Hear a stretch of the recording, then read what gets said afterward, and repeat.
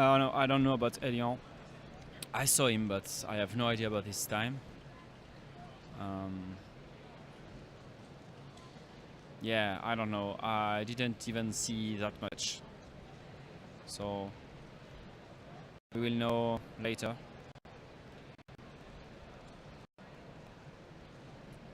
I could go on the score taking area to check the result of the square one. If there is people interested to know it before it's on CubeComms.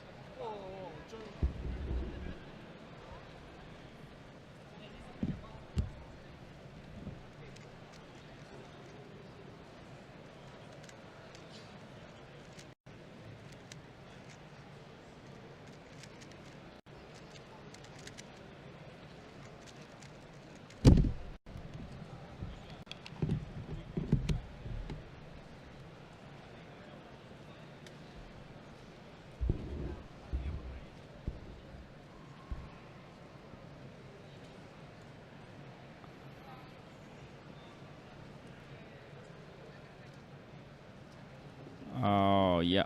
Oh yeah, I can. Maybe I will just check if it's possible to have the square one results, and I will be back in a few minutes.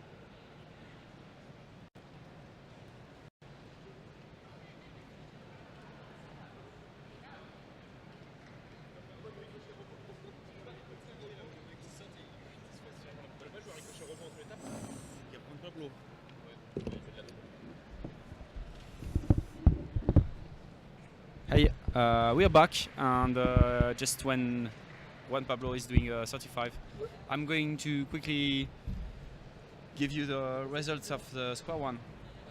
So, first, Thibaut was asking about Elian. He got 12.10, and he's 11 on this second one.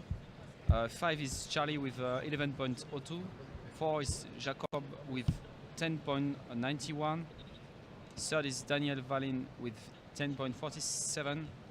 2 is Martin Ekdal with 10.36. And first is Rasmus with 7.83. So there is almost 3 seconds between Rasmus and Martin. So Rasmus' his average is 7.83. Yeah. 12.10 for Elian. That's right.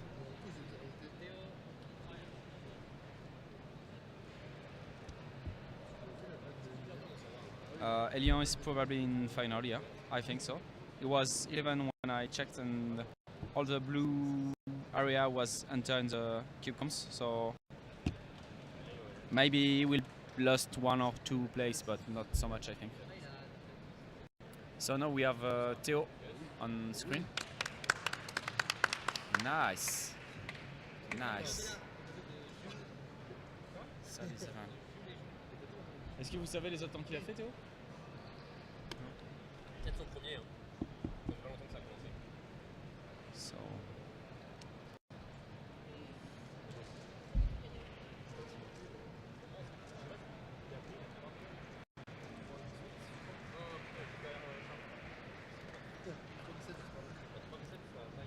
Yeah, I think it was another. I'm not sure about Theo's score. Maybe it was another national record, but I'm not sure. It's close to what he did at the first round. He already beat the old national record, so I'm not sure.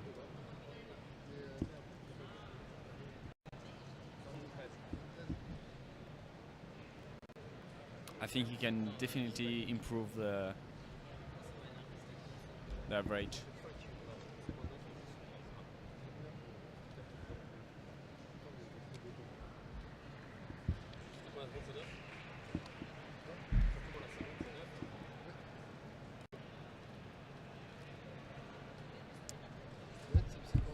Qu'est-ce que maintenant ou on attend? Parce que qu'est-ce qu'il y a après le mécanisme 5.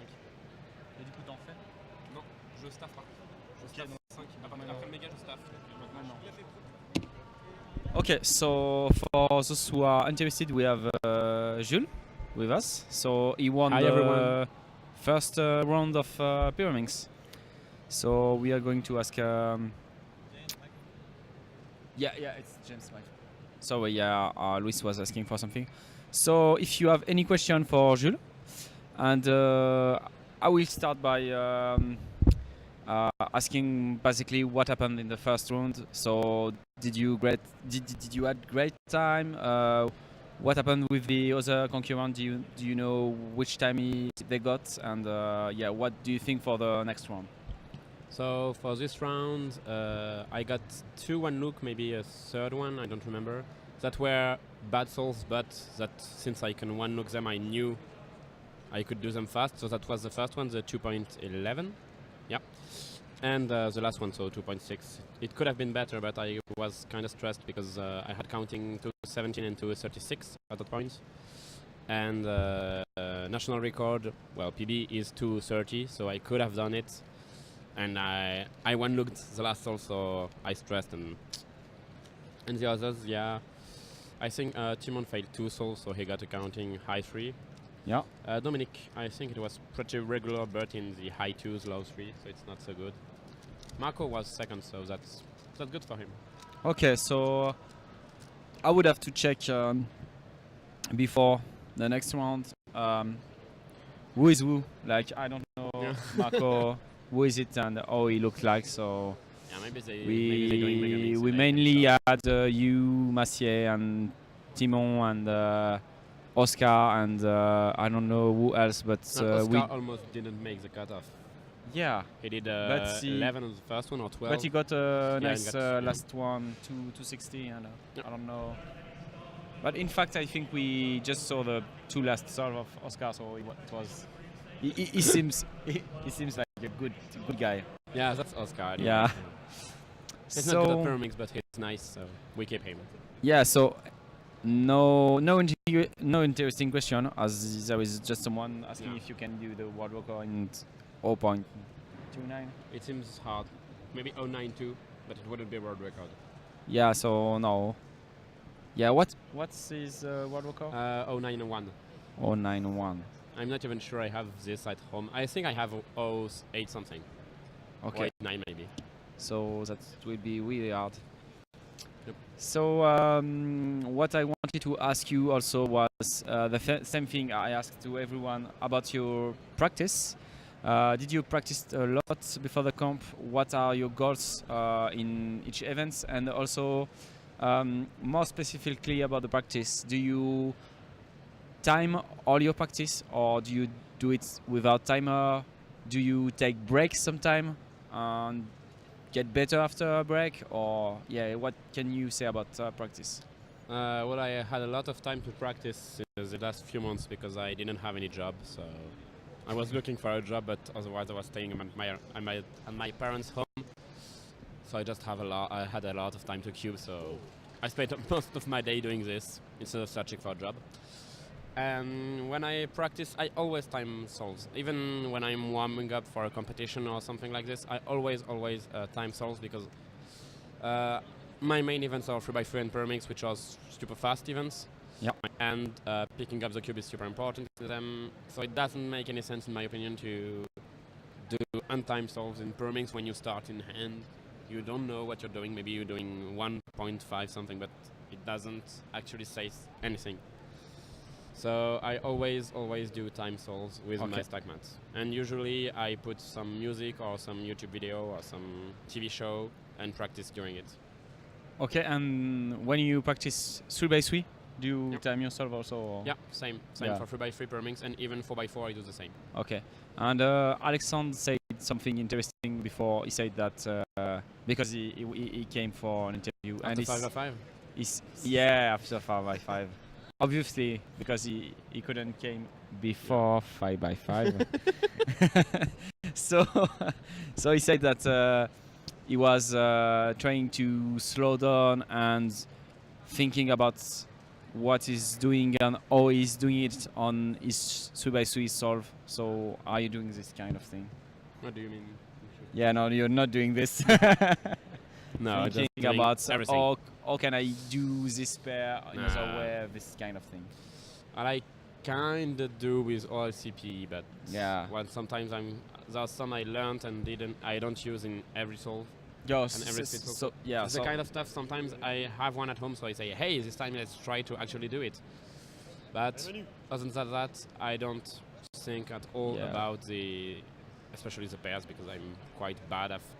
So you're most in the same team as all the others who didn't respond anything like this. Yeah. So okay. Is there another question? No, there is not. So after that, maybe I can think. I'm not sure. I have another question, but we could talk about what we saw on the shirts. Yeah. So there is shirts and sweater that are on sale on the competition, and there are some, or you can say it, motivational speech on it. Motivational. So Jules yesterday said he had some motivational sentence that he think about to become better at Pyraminx. So can you tell some of it? Basically, it's just what you want to get is all that it takes for you to get what you want to take to be good at Pyraminx.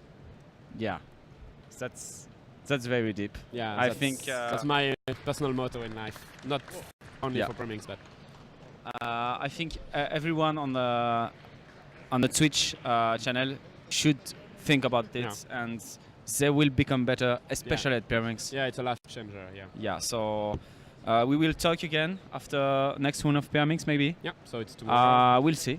I hope we will say again that you won, but we will see.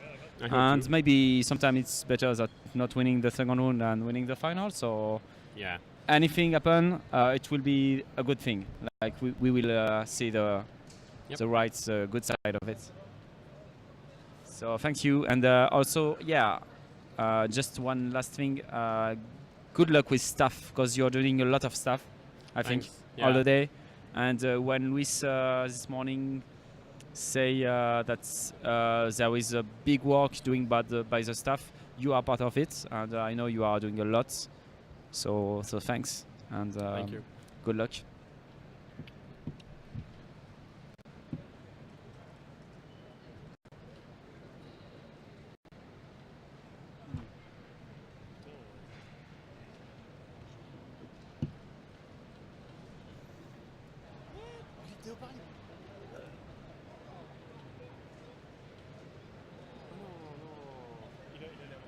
Oh, that's terrible.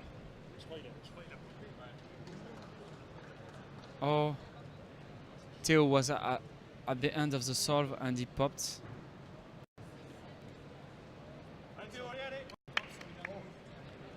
He popped on last move. He was at something like 34 and it's a 56. Oh, that's terrible.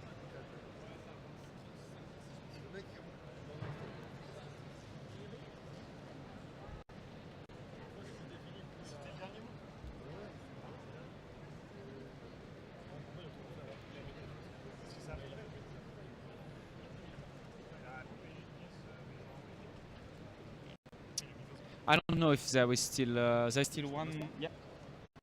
So Arthur is back with us. There's one solve to go for Theo, right? Yeah, I think just one. Yeah. He had a 37 on the first solve, maybe. Yeah. Then was he not- got a bad solve like 48 Okay. the pop, And like, right now he had a little pop, and Yeah. he was almost finished at 35, and he got yeah, 56. yeah, it was around 34, 35. Yeah, and yeah, crazy, got a crazy. 56. And maybe that's all. Maybe he did only. I think he did three solves. attempts. So I think he just did 3 attempts. so he can maybe made it up for this pop. I mean, I don't know. I think it doesn't like. He's into finals almost already. Like, yeah, He's maybe, way ahead yeah. of the top 20. yeah, maybe he doesn't really care about his I last think solve. In the first round, the limit for top 20 was 55 seconds, more or less. Okay, so even with the isn't counting, it? 48 is doable for him at least.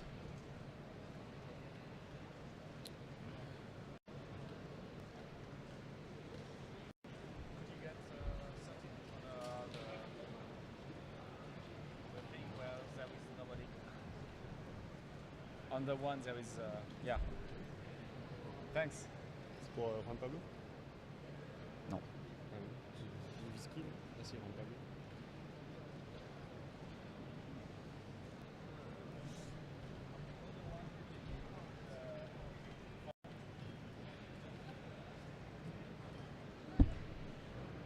Yes.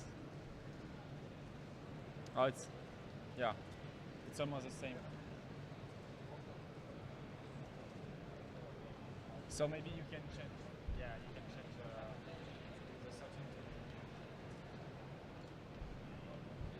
to plus. Oh. Uno. Yes, I'm trying to have different people on camera, so I asked for Juliet, but after there was Juan Pablo in front, so it have no sense to have both on different cameras. And Juan Pablo already got a 31 on the previous solve, and he's almost finished right now with a 32. 32.99. Counting? Nice. Yeah, Counting, definitely. counting. Yeah. And I don't know about the rest of his solves. There was one not so good, like 36 or 38. I don't remember, but above his average. Allez, Manu. Theo is in the back seat, the blue shirt, on the bottom right screen.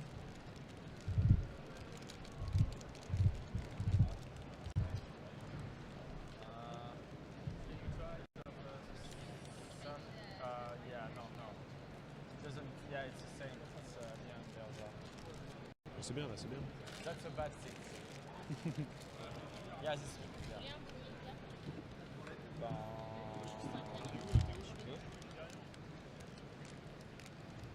Je risque de mourir de la faim qui tue, mais.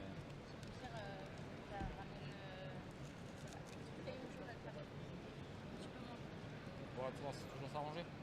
Quoi? On va toujours s'arranger.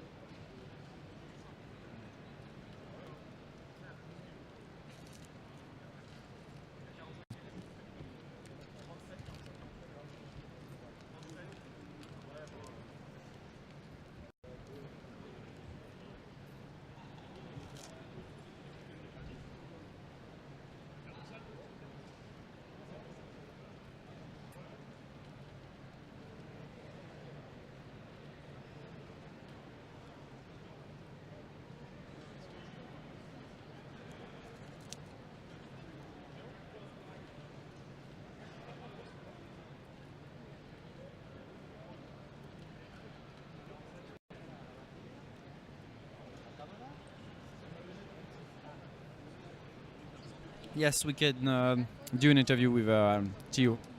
Definitely. We'll ask him after he finished the Mega Mix.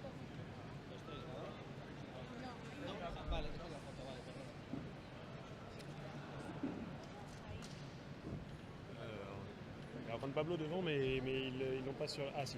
Juan Pablo is back on the bottom left screen. Je venais de demander pour l'avoir. Ah ok. Parfait. Abolition.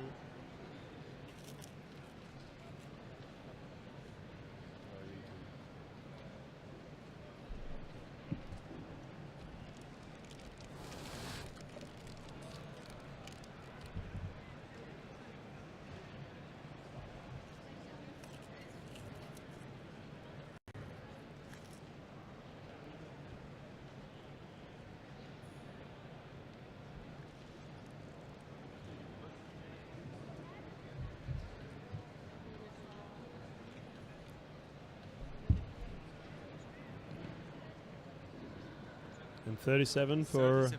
Juan Pablo, which isn't great for him. And no one even claps. Whereas if anyone else gets a 37, the clapping would be huge, I guess. Jan Zich, I don't know. I don't know if he's... yeah, he's definitely in this group. I don't know on which table. Juan has got a 31 single. 37 on the last one, but apart from that, I just didn't follow him. We have the last solve of Theo on stream. Yeah. And Jan. Is it Jan? Jan. Yeah. Jan is on the top right screen, if I'm not mistaken.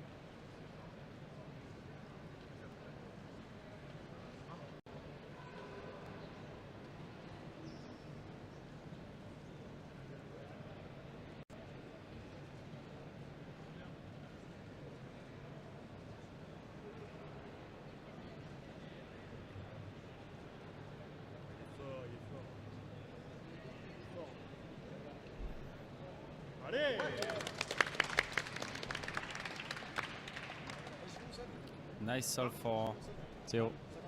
39.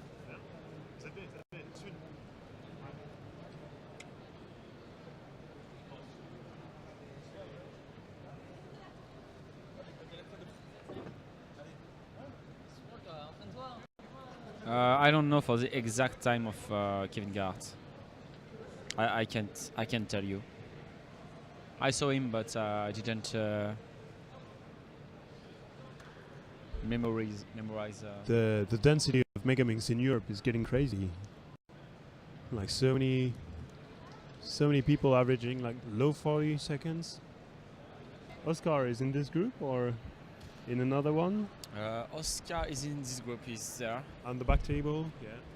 He's still alive. Yeah.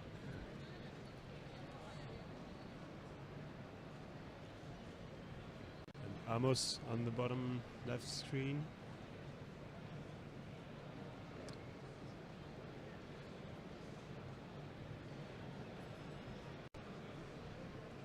Time to watch 5x5. Oh, Yeah. 34. Oh, nice. Amos, he looks extremely happy about it. I don't know what the average is, but... Oh, second 34 so far. So Yeah. it's Amos, right? It's probably Amos, fini- right? Hmm? It's Amos, right? Amos. Yeah, on yeah, the it's blue Amos, shirt, yeah. So it's Amos with 34. Yeah, the current European holder, European record holder.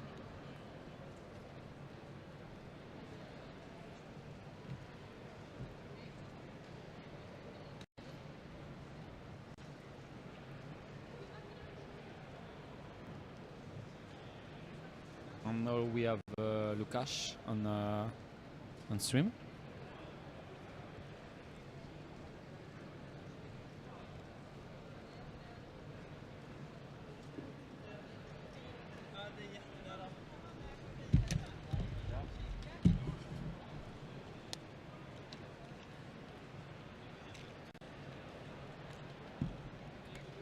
So we have Juan Pablo again.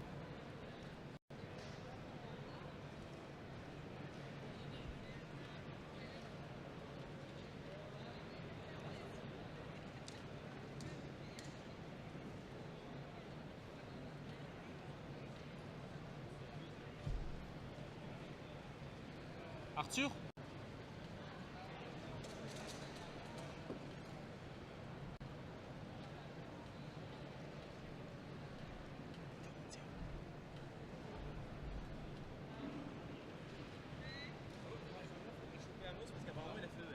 Ok. Ok. Yes, t'es chaud? Faire une interview Ouais, une petite. Ouais, Non, l'anglais c'est chaud? je sais pas. Bon, on peut essayer, mais c'est.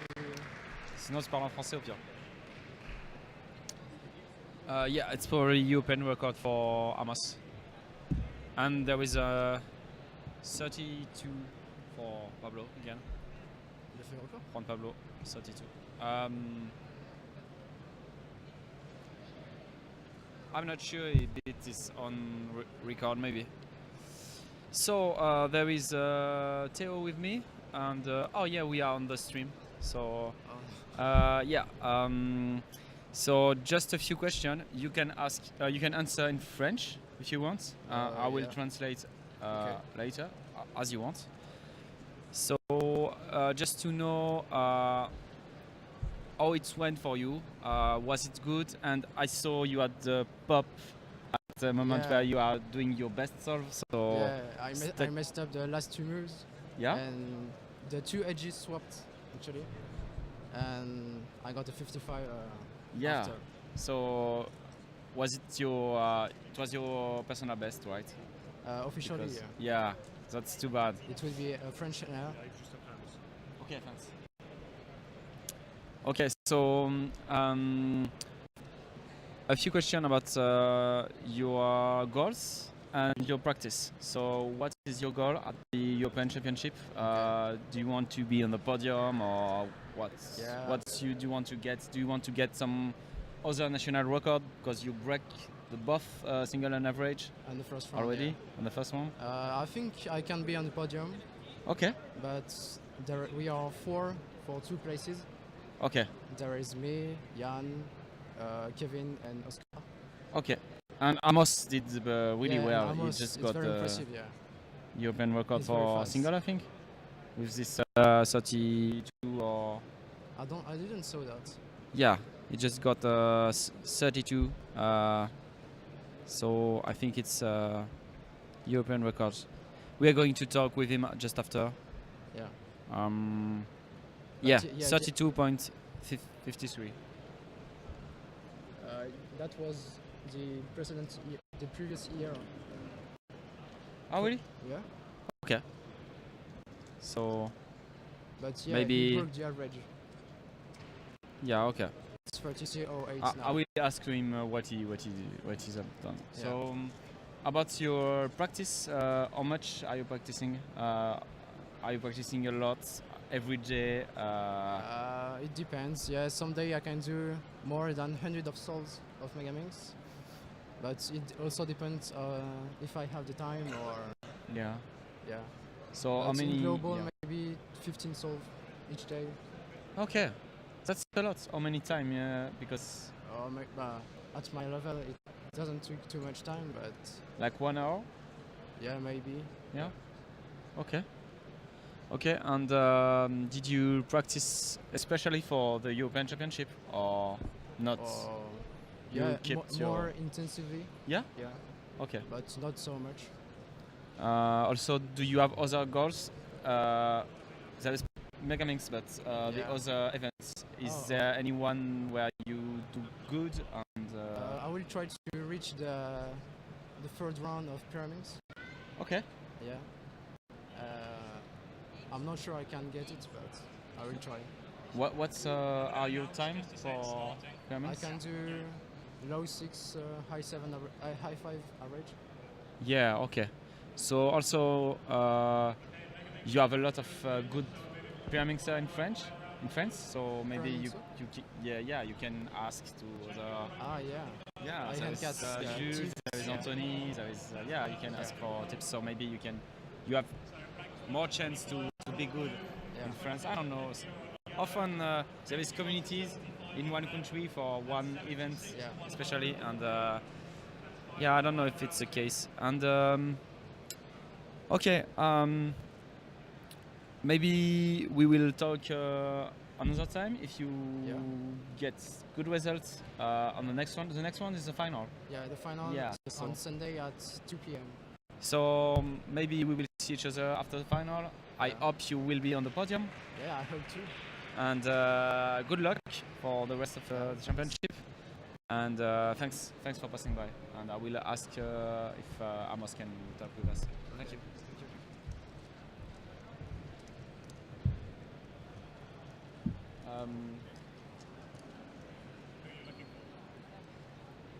Arthur said that Amos is going to pass by, but I don't know where. Amos Nordman? Yeah. He's competing now. Oh, that's why. So I see. I will see him later. He'll be free during the second round, during Yeah. the final. Okay. Okay. Yeah. Okay. So we can't have Amos right now. He's doing the 5x5 second round. So we will see him after the 5x5 maybe. I don't know because maybe we will reschedule some interviews. It depends on who is passing by and who is available to talk to us. So we will see later if we get Amos or someone else.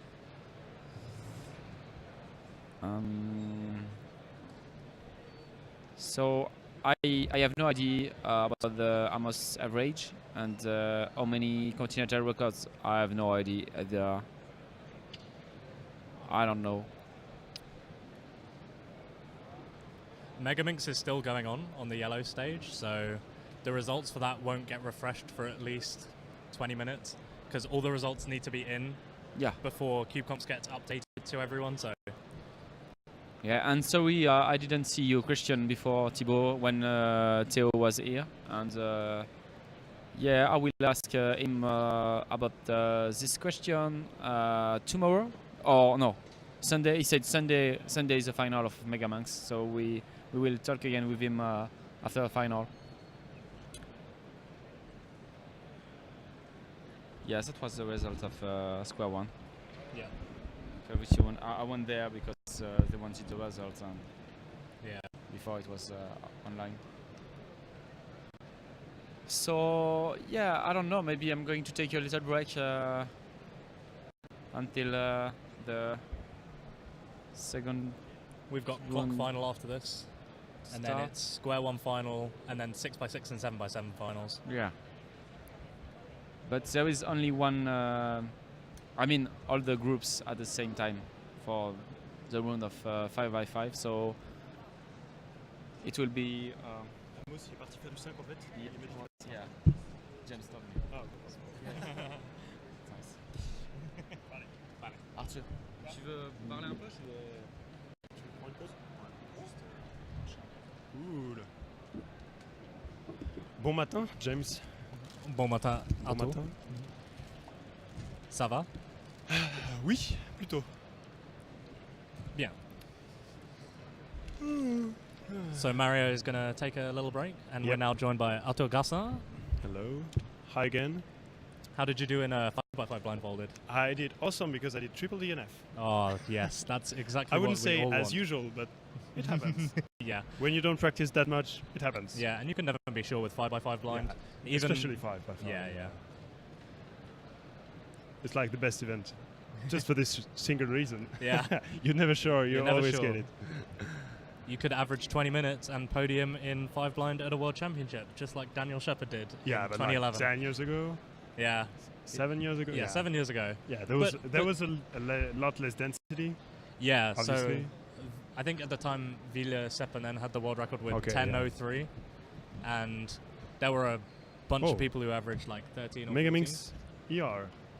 I wasn't sure actually. Yeah, I was competing, so I had no idea. Yeah. But it's not surprise to me. Yeah. He averages about 34 or 35 at home, and Wow. the ER before was 36. yeah, Something like this. yeah. So he might have got it. Yeah. I don't know, but the He's going to be on this channel in a few minutes after 5x5 is over, anyways. Yep. So yeah during the clock final he'll Yeah. be up. exactly, yeah.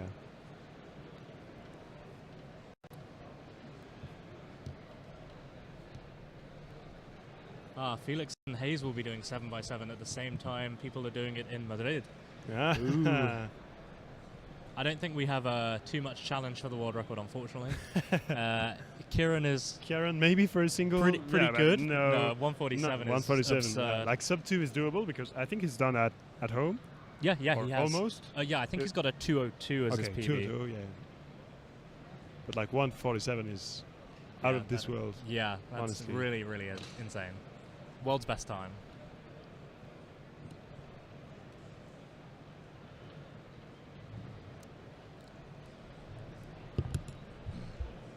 Looks like Megaminx is still going on the yellow stage. They're Oh yeah. quite a bit behind, unfortunately. So, but it looks like they're on their final solves now. Ooh. Oh, nice. So that's Manuel Prieto. He's Yep. I don't know He's if number that- 1 or number 2 in Spain, Yeah, number 1 in Spain. and he got a 46 before. Was it national record single or? Yeah, Okay. yeah. Apparently, At Spanish Championship last year when we were there. yeah. Ooh, he got a 45 single. Oh, And I think he got a. I didn't remember that. Back then he averaged like 55, and he Yeah. got a like 51 or 52 average. So I'm assuming he just got a sub 50 average by that reaction. I don't know. Probably, yeah.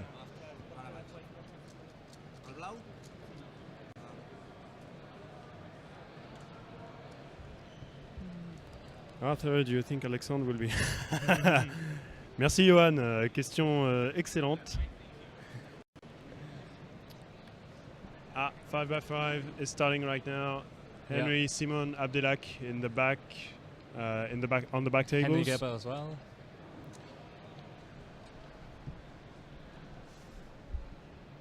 Hmm. Oh.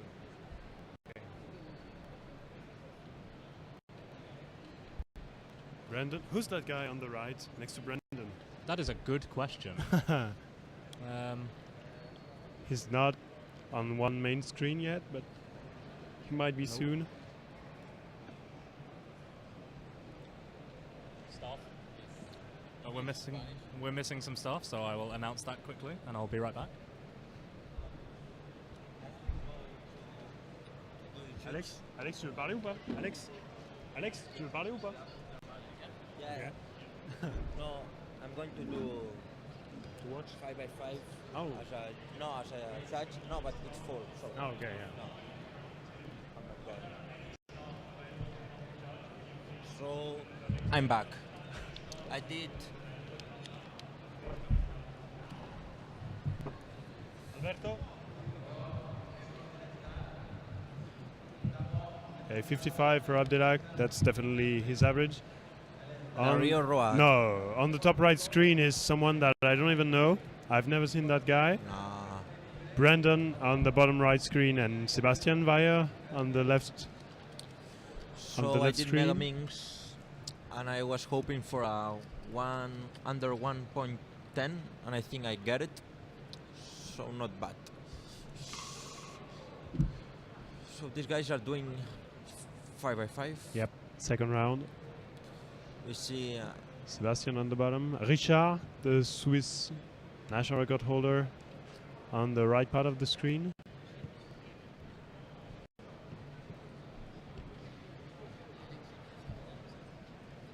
yeah, Brendan is still really good. Yep, he doesn't practice much these days, but he's still pretty good. So you're back. Oh, you're gonna judge me. And Sebastian is almost finishing his reduction, if I'm not mistaken. That's not going to be a great time for him. Okay, Charan is starting right now. Yep, as well as Dana. Yep. LEJ just got a 102.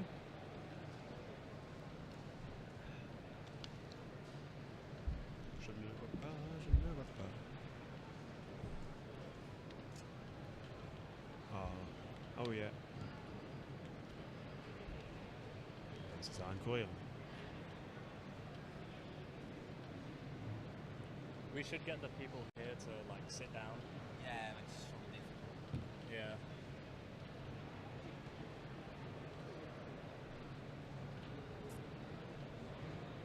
What about Karen? Kieran's on PLL right now. Oh, 46. That's a good really start. good start. Yeah. That's a really good start. Pedro Kondo is on the right screen, right? Yep. That's Top the- right. And Martin Vele Ideo, or however you speak in Danish, in the bottom right. So Martin is Yep. this one, and Yep. the other one is Daniel. Like no, his brother. Like I I don't don't know- know. yeah. I don't know how to separate. Like, to Martin is the younger one. He's got a bit more of a baby face. Okay. But he's faster in all of the Almost like everything? main events. Yeah. I think Okay. Daniel is only faster in feet now. Okay. He was faster in clock, but Martin got a bit lucky at a competition ago. Okay. Do they do FMC and events Yeah, like this? Martin's better at FMC as well. Okay. He nearly podiumed here actually. I think he came 4th or 5th. Unfortunately, he had a bad start. He got a 32 on the first one. Like But, this weekend? Mhm, This yeah. weekend, you mean? Yeah, yeah. Ooh. Pedro Alejandro Condo Teles got a 53.73 over there. Philip And we've- Bayer on the right part. Yeah. Robiao and Kevin Gerhardt. Yep. And we've got Dario is somewhere on the stage. He's not on cam yet. Michal Żywuski in the top Oh. right there. Okay, I hadn't seen him yet during the weekend. Dario is just starting now, his first stamp. And hot judge, Sergi. He's the hot judge. The hot judge. Hot judge, hot times. You know this? Martin is younger and taller. Yep, that's the one. All right.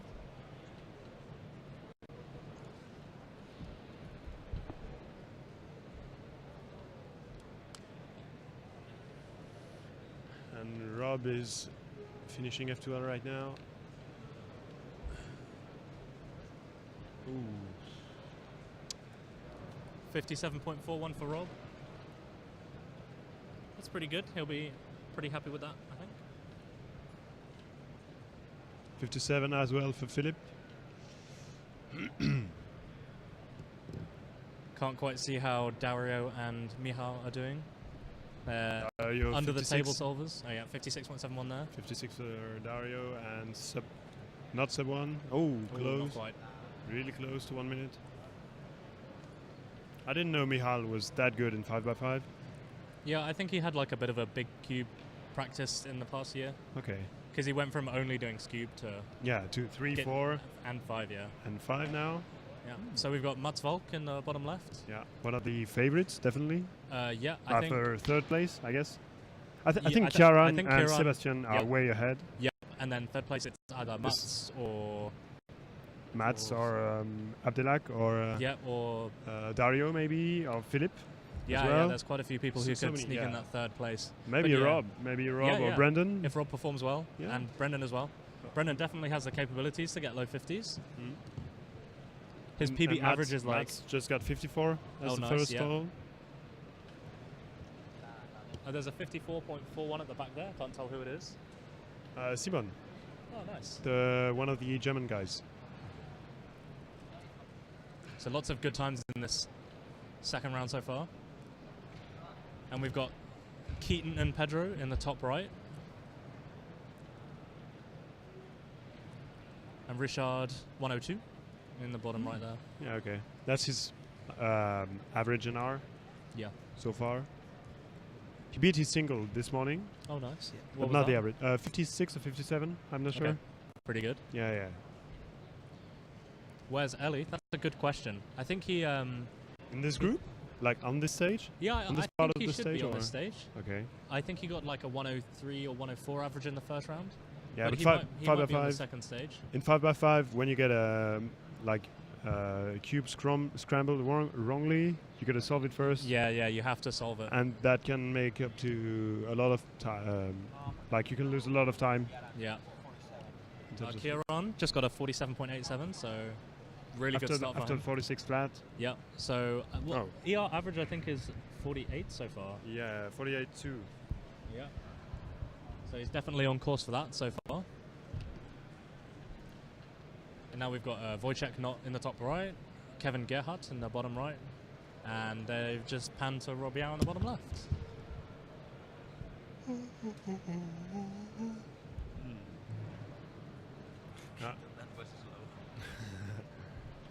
Keaton, that was slow. Yeah. I can't believe they would allow an American to compete at a US competition. Is he going to US next? To US next I believe weekend? so, yeah. Yeah. Mm. Dario has got a splendid hat. Gray hat. Good solve from Kevin And there, 56.31.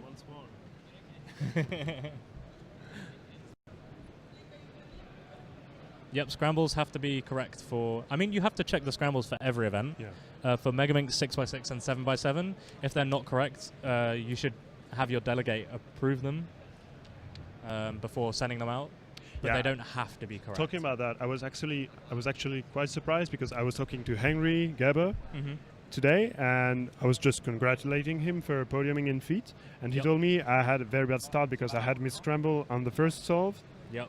and it just ruined the beginning of his average apparently. Yeah. And it was just a 3x3. So I still personally don't understand how people can miss-scramble and give miss-scramble cube, Yeah. especially for 3x3. Yeah, because patterns are easy to check. You only have to check 8 corners Yeah. just to make sure there's none twisted, and yeah, General colors like yeah, skis yeah. and patterns in general. It's always worthwhile to just spend that extra couple of seconds Yeah. to check. Matt's got a 44. That's Somewhere really in good. the back. Somewhere in the back. Is that 44.4. Dutch NR? I'm I not sure. have no idea. Because I know Probably, ER's 42.88, so I think that's Dutch NR. Oh, maybe he got. Is it? Yeah, he's gone ahead of Sebastian Weyer for Wow. in Europe. Yeah. Thanks. Thank you. And he didn't even react, apparently. Dario got another 57.9. Yeah, that's Dived off screen. Yeah. So unbeknownst to Sebastian, he is Sebastian now is third in Europe. Almost finishing. 53, not good. No, Not great. He won't be happy with that. Nah. But there's another round, so Yeah. and They that's will the qual- important they one. will qualify anyway. Yeah, All of these guys will qualify anyway. not all of them. Mo- There's most of them, 25 in the most. group, so 20. 25. Yeah, 20. Oh. 25 in this group now, and there's 20 for the final. Okay. So they really have to perform if they want to make It is Dutch NR indeed. Yes. By more than 1 second and a half. Yes. And Philippe, 108, not very good for him. Ah, Weyer. Yeah. Okay. Virolo? No. No. 108 is good for him. Yeah. It is like standard for him.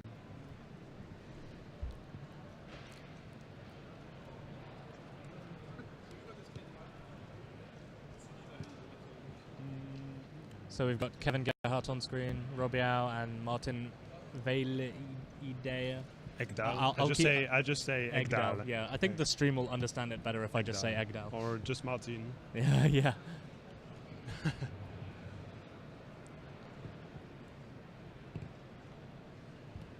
Is Kevin going to squeak out a sub 1? Oh, not quite. 1.03 For whom? for Kevin Gerhardt. Oh. He might still qualify for finals. Oh yeah, I would assume so. He got a He's- sub 1 earlier. Oh yeah. So He's in the almost top 10 6 sheet. Yeah, Yeah. top 10 because Patrick Ponce is not there. yeah, and Lucas Alex- Visch is not here. Alexander didn't participate, Yeah. unfortunately.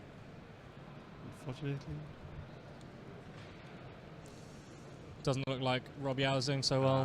108. Brendan has assumed the sideways solving approach. There is a little bit of glare coming from the windows, and he's got a bit of Finishing reduction. yeah. He's a bit colorblind, so he really needs to have the light at a good level so you can see it. Sub 1. Yeah, another Yeah. 59 for Brendan there. Pretty good. How many souls have they done so far? 2 or 3 2 or depending? 3, yeah. Kieran, I don't know. I just took note of first two I souls. haven't seen him go up for a third time. Yeah, so I think he just did 2 so far. Dario's third solve now yeah. on the top screen. Yeah. And we've got Mutz doing his third solve as well.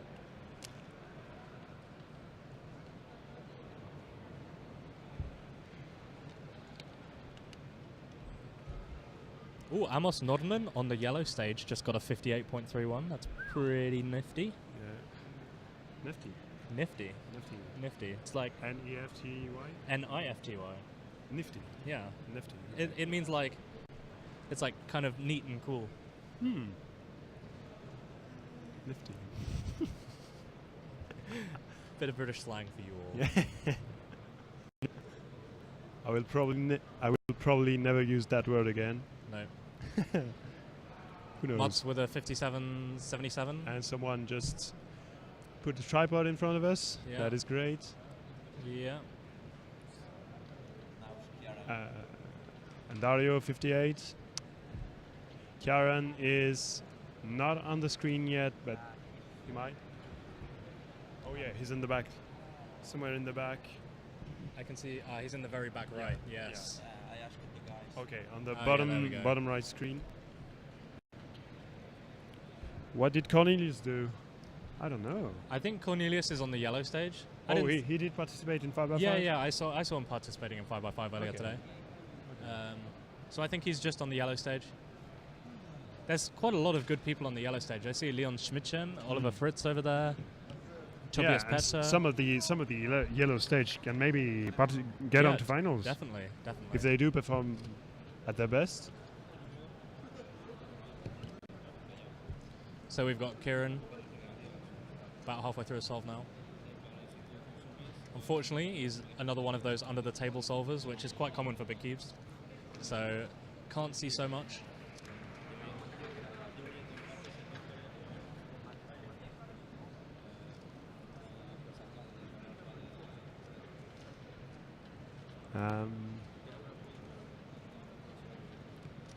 Got Wojciech not starting in the top right. 52. 52 for Kieran.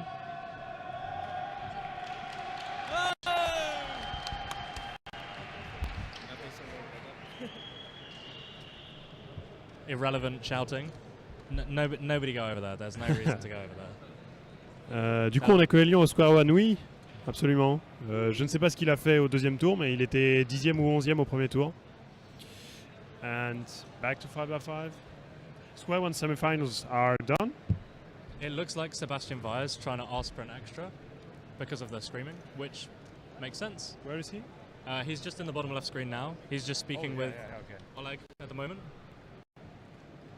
And it looks like they're going to grant it, which is fine. If there's a lot of screaming and you get distracted and you ask straight away without like continuing, that's fine. If you finish the solve and then ask, it's not likely that you get given it. And Wojciech just got 56 single. Yep. I don't know what his best was, but Wojciech. Ooh. Yeah, okay. I didn't know he was that good in big cubes. Yeah, Wojciech's a At really least good in all-rounder. 5x5. Yeah, he's really an all-rounder. Yeah. general all-rounder. So we've got Robiao on the top right, Pedro Condo, Alejandro Tellez in the bottom. Oh. No. Cornelius is here. is there in this group. Oops.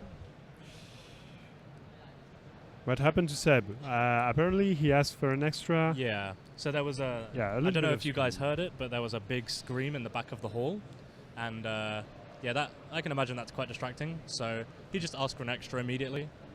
So It was apparently accepted. I don't see why it wouldn't be. Yeah. Big distraction. Like if there's like polite applause for a solve, then it probably won't get given. But that was a really big shout in the background.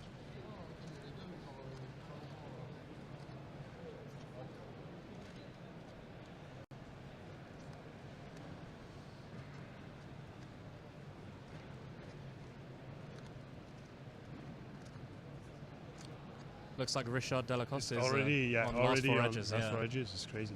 Finishing reduction at 48, 49. Could be a very good solve for him. Yeah, probably not 57, but. Ooh, close to someone. Not Ooh, quite. really close. Good- Reto. Decent solve though. Reto was the judge. Ah. Cornelius is finishing his solve now.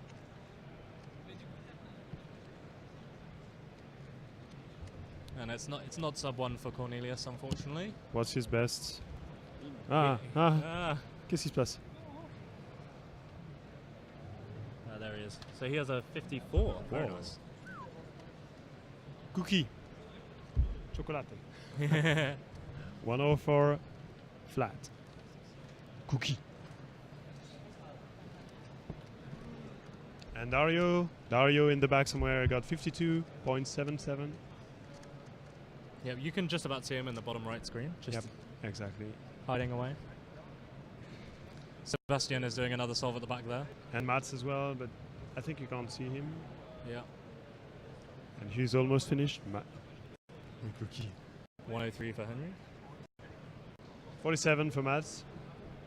And Sebastian is not done yet, but almost. Hopefully. Looks like he's on PLL now. Hmm. 51.78. It's okay.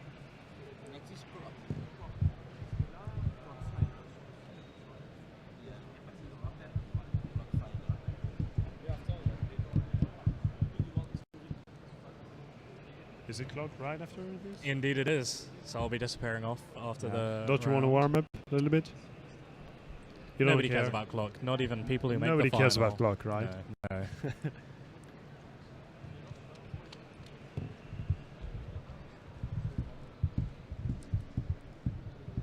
Yeah, the FMC scrambles were apparently quite interesting. There were a lot of like easy-ish starts with no continuations, and those are the sort of scrambles that lead to some people getting high 30s and some people getting low 20s.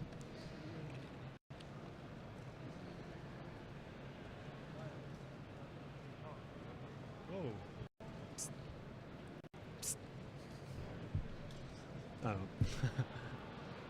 Trying to catch the eye of Joey Gooley. Famous Joey Gooley.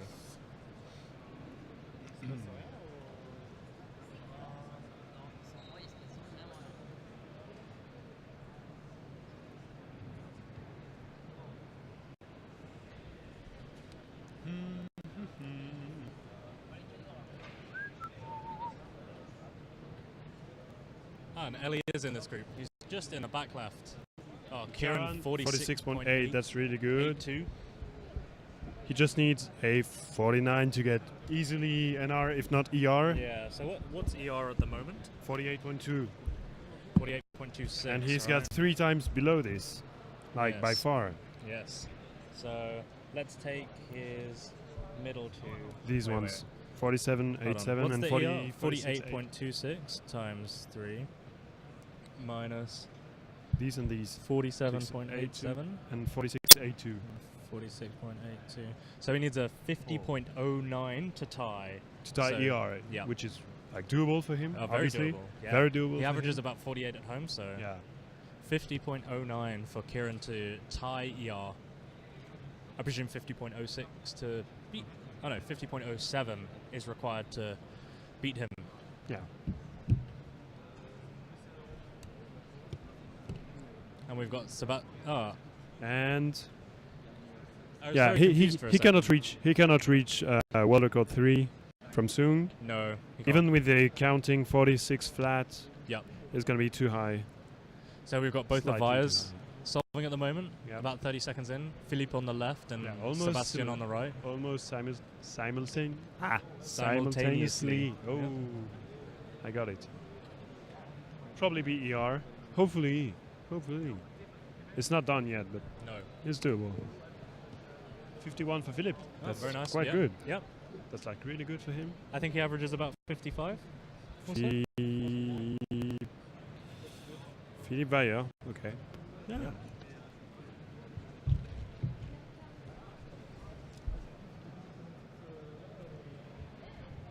We've got Keaton and Dana starting now. Dario. They've put Robbie Howe in the top right there. He's still chain pairing, unfortunately, so it's not going to be a great time for him.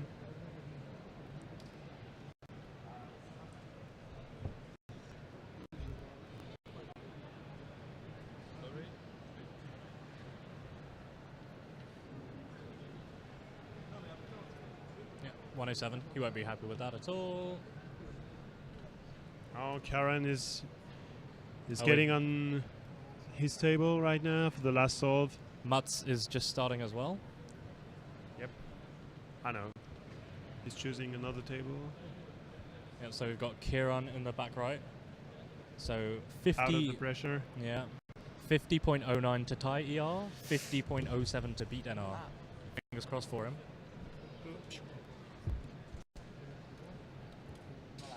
He's not on the stream yet.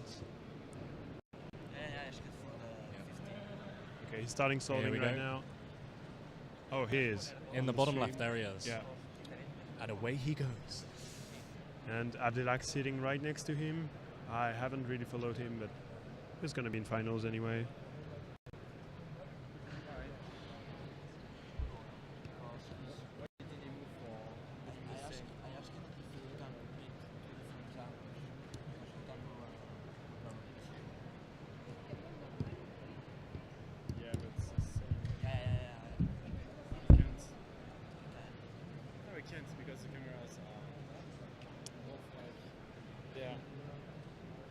Okay, Charan is... He's at 41. I think he just shook his head a little bit. That's not going to be ER. Maybe not even an R. Oh. Nah. Oh, very close. That's so close. And Sebastian is just right So after the him. average is Very sorry for him. 51. 48.75. Which is an R? I think so. Yeah, he had a 48.75 49 for average before. He had a high 49. Yeah. So no ER, but he's still unhappy. Gets. Yeah, good. And Abdelak finishing on the right screen, 59. We got the Vyres on the bottom again. Yep. Philippe on the right, just about to finish.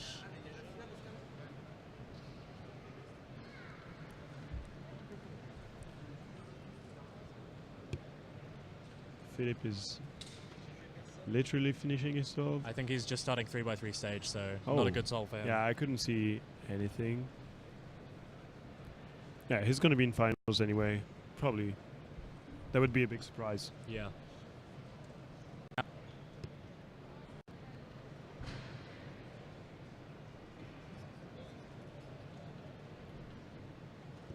Oh, Karen is back there.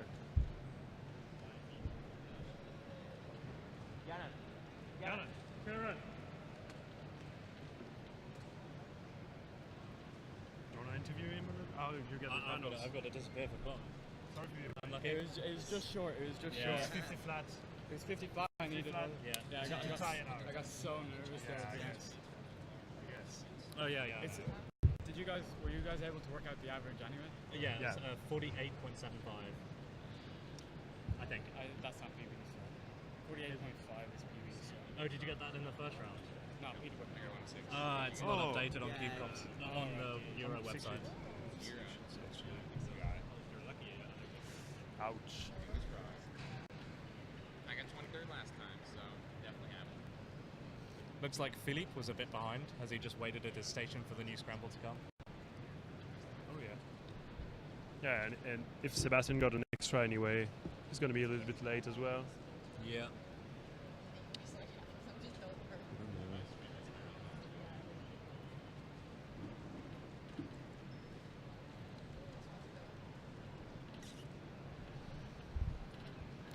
Well, it's been nice chatting with you, but I'm going to disappear for clock final.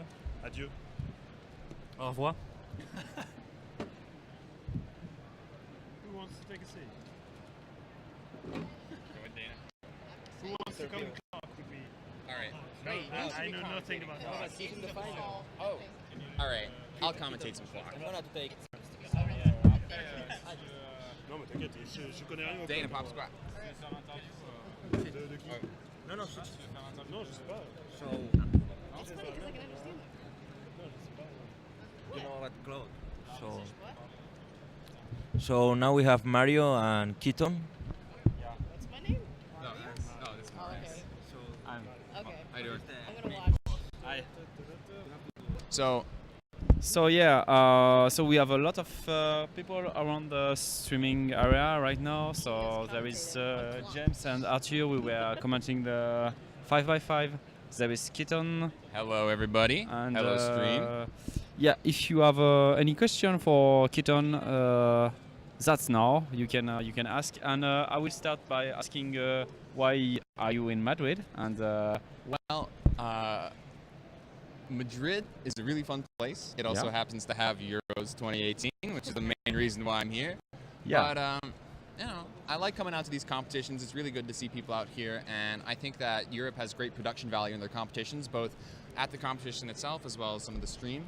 Yeah. I went to Euros 2016, loved it. Went to Worlds, and then this is my third major competition here, and it's been a Okay. blast for all three of them. So it's a ton of fun. So are you traveling to Europe mainly for Rubik's Cube competition, or do you come to Europe often? Because it's a lot already. We travel to Europe Yeah, in 3 years. For that, I'm really thankful for the Cubicle.us and Moyu for helping me come out to these. Okay. If it weren't for their support, like I wouldn't be able to be here. And they really help me with good puzzles, help me with the ability to stretch my abilities to the best that I can possibly do. And they're helping me out. In addition to that, in addition to their support, last year I decided to study abroad in Hungary, in Budapest for a Okay. semester. So I was here on the continent. I did a lot of local competitions in Hungary and Croatia and Yeah. Slovakia. Then I also traveled to England and to Sweden for competitions as well. So I've Okay. had quite a bit of Europe exposure. So that's a lot. And Yeah. you being in the mother country of the Rubik's Cube, it was by chance or? It was because they had a good study abroad program, but Okay. also when I learned that it was in Budapest and there were a lot of connections to people who did know Ernő, like it really motivated me to do it further, and I actually ended up meeting him like the last week I was there. Okay. I had been asking the program like, oh, can I do this? And Ernő was always busy or something was always coming up, but I ended Yes. up meeting him like last minute. And it was fantastic. Okay. It's really cool. I felt like a Nice. child. Nice, But- yeah. We saw him also on the World Championship Yeah. last year in Paris. He came by and yeah, Yeah, we it had a was cool little seeing chat him for there too. the stream too. Yeah. So yeah, it's really nice. Do you have any goals in terms of any achievements that you can get at the competition? My main goal is to just have a good performance. Okay. Specifically, I'm thinking about 3x3. My times have been pretty good in competition. All right, so trying to get some solid results in the next couple of days. Yeah. Looking to try and make a final. I wasn't able to go to Nats 2017, and I didn't make Worlds finals last year. And Yeah. so I'm really just trying to, it's been 2 years since I made a big final. That's something that I'm really pushing for the next couple of days. Okay, so you want to be in the final, Yeah. and what's your average now? You know it or? Depending on the day, Depends, between yeah. sort of like mid to high sevens. Okay. And if it's a bad day, or if I'm tired, Okay. eights. So yeah, so you are in the group of people. There is a lot of I don't know, Right. 15 people that can be Right. between the So second and yeah. yeah. So on the psych sheet, I'm on the bubble in terms of making the finals, and it really depends on how I do and how I perform, and whether or not I keep my nerves together. And I think I can do that, but just need to make Okay. sure and ensure that. Did you have talked a lot about practice with the guy who came to the stream for interviews, and do you have any special method for practicing? Do you practice a lot, or do you like to take break to improve yourself sometimes? One thing that I do is that I try not to waste time practicing. Yeah. If I'm going to practice, I'm going to focus, I'm going to sit down, and I'm going to spend that time doing some serious practice. Okay, I see. I don't have a lot of time to practice nowadays. A lot of my time is with school or with family and or friends, and when I do sit down to practice, it's really just nothing disturbing me. I put my phone away. I close out of everything on my computer, and I'm like, if I'm gonna practice and learn algs, I'm gonna practice and learn algs and so drill you those. you time every solve, right?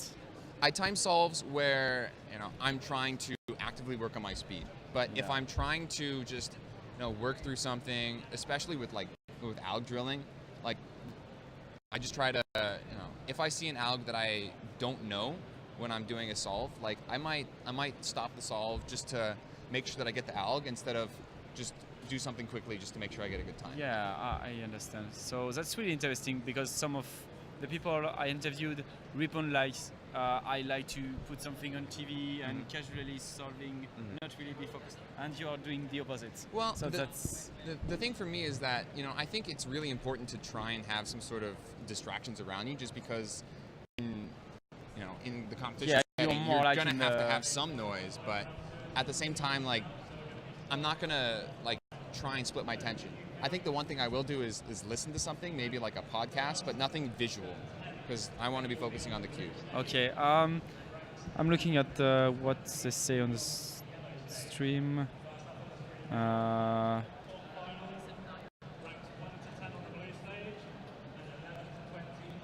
I don't know about this. What is this? Yeah.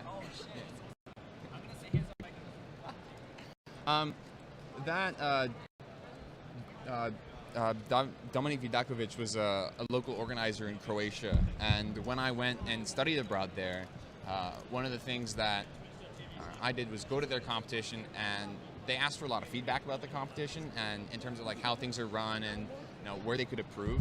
And I just tried to give them a little bit of feedback, wrote them up something small with Oliver's help, because he was also there, and we bounced ideas off and try to help improve that region and get them to be more autonomous and be able to eventually have their own delegate in the area. Okay, so also someone is asking if you're happy with your results so far at this competition. The results have been mixed for me. 6x6, I ended up getting double parity, 3 solves in a row.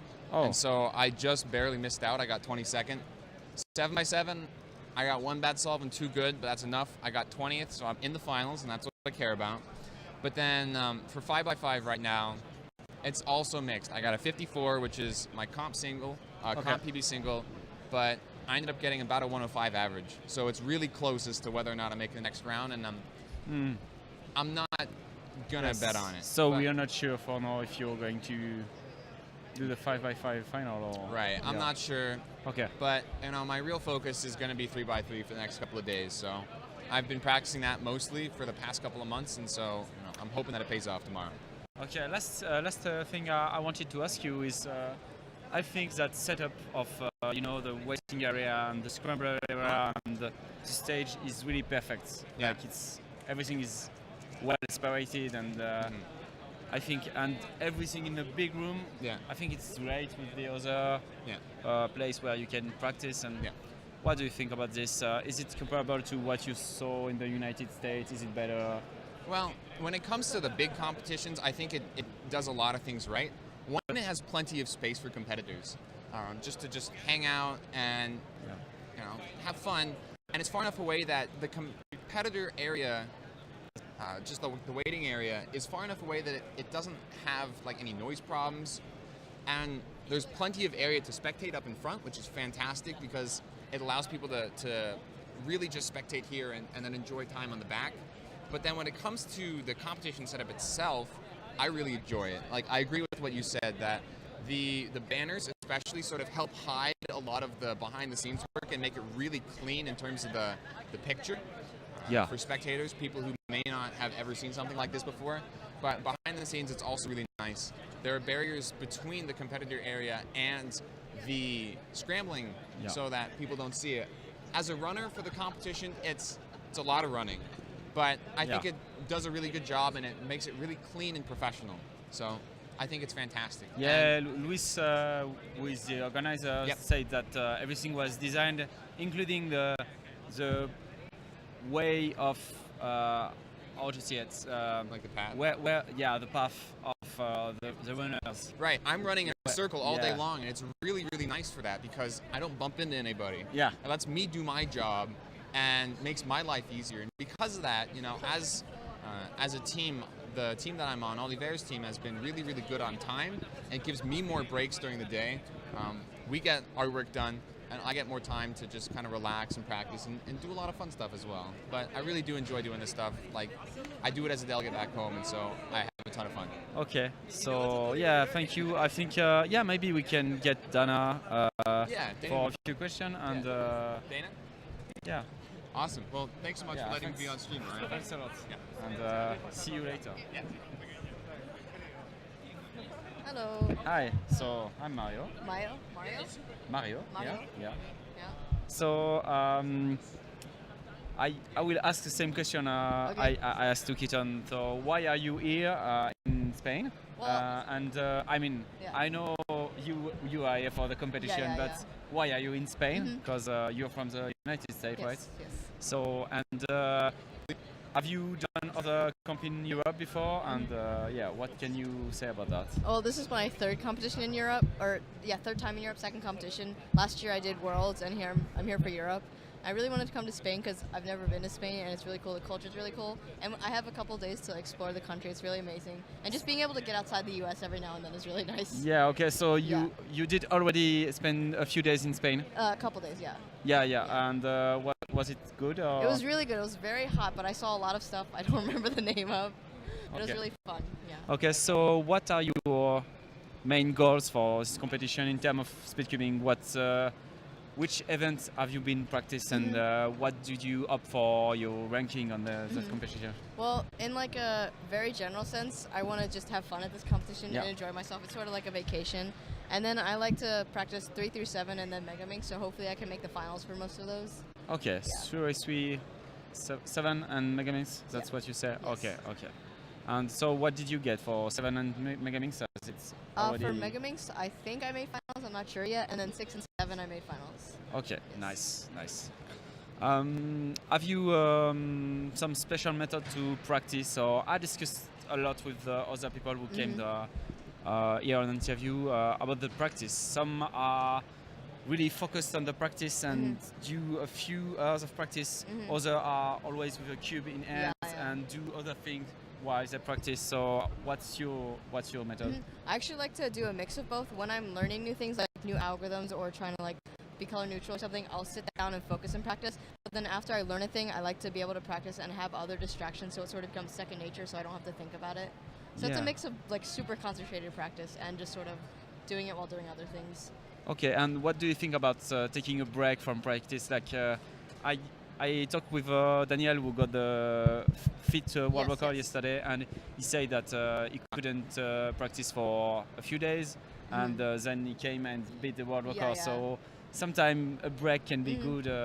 Do you try to take a break on purpose or not? Never? Yeah, I think breaks are good because if you cube all the time every day, your hands get tired, you get mentally tired. Yeah. And a couple years ago, I actually took a break just because I wasn't that interested anymore. And then I came back and I've been doing a lot. But especially with school, I like to take breaks for like exams and stuff and just take as many breaks as you want, but also practice as much as you want. Just don't stress yourself. Okay. Another thing was we talk also about that with Keaton is the venue. What do you think about? It's weird because it's like a big room, like some sort of garage. It's weird, but at the same time we have everything in one room. We have a lot of space for the competition area for practicing, for buying cubes, eating. Food, yeah. We have the score taking, Yeah. and also I like how it's You can see really everything. separated nicely between the waiting area and scrambling. So Yeah. Yeah, everything you said I really like. I really like how big the venue is, how spacious it is, because at a lot of competitions you're very cramped and you don't feel like you have enough space to do anything. The only thing I don't like about this venue is that I don't think there's air conditioning. It's very warm. yeah, you think it's Yeah. warm right Yes, now? yeah. Because I think it could have been way warmer. Yeah, Okay, like yeah, when yeah. you go outside, Yeah, it's you so see hot. it's on Yeah. the sun. Mhm. So I understand, and at the same time, I'm quite happy about the temperature. It's warm, but also in Madrid, on the summer, sometimes it's really hotter Yes, than that. yeah. That's what Luis said also, that he said it's a sweet summer Yeah. this year. So Yeah. yeah, so maybe we will get soon back to the commentating the clock final, but yeah, I'll just watch if there is any question specifically for you. No, except for this guy saying, Dana, I love you. I think there is no. Yeah. So yeah, I hope you have a great comp, and Thank I you. hope you will achieve all your goals you, and thank you. have a nice days in Spain. Thank you. And see you later, Yes, maybe. it was very nice speaking to you. Yeah, Mario. thanks. Yes. Thanks. So, Guy, I want I want to say that it's really great to have the keeper from the United States at this European Championship. It was really nice with Keaton and Dana, and I hope you enjoyed it. And now I will get back to the commentary of the picture that I mean the image that you see when we were talking. So I don't really know what happened, and I'm alone now as everybody is watching the clock final. So there is nobody to help me to change which table is on the screen. So we have Wojciech not with a 7.67. We have Martin Egdal on the screen.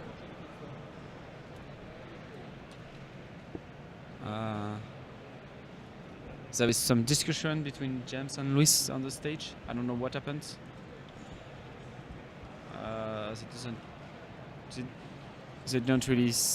They don't seem really happy, so I don't know if there was a problem with one of the self of James. We will ask him later. And yeah,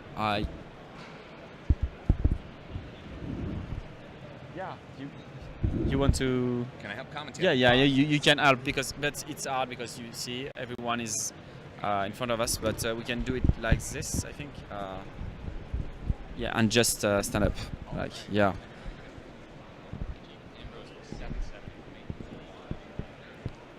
Yeah, I don't know. On the far right.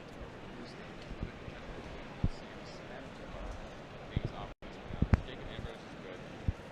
12 and 609, and he had a high 6 earlier, I believe. So those are not bad results. I have not been paying attention to the yellow stuff that was previously on the lab. Sebastian with the 718.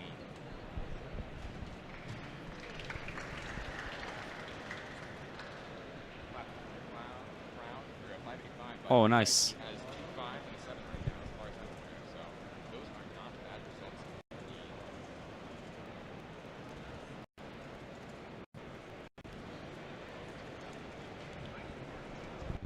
Something wrong with the scrambles? I mean, a lot of times it could be pins or the same scramble. Clock is sort of a difficult event organizationally, just because it's hard to get people to scramble right. Yeah, the 15. It does happen, even in big competitions like this. Daniel Wallen with a 668, but by the looks of that, it looks like it might be a DNF.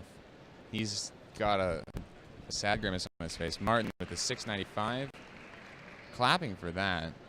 A couple of mid and low 7s were on the yellow stage, so it really does look like it's going to stay blue in terms of the podium right now. Why did Martin get a new clutch? I have no idea. Nathaniel is going to be on the far right. He is in the back of the stream right now behind Martin, about to start his attempt. Yeah, try to get him. He got second in the first round with a 6 flat average, which is his second best average. So we he's got been him doing well. I'm trying to get the 5:34 right now. nice. Nathaniel with a good time.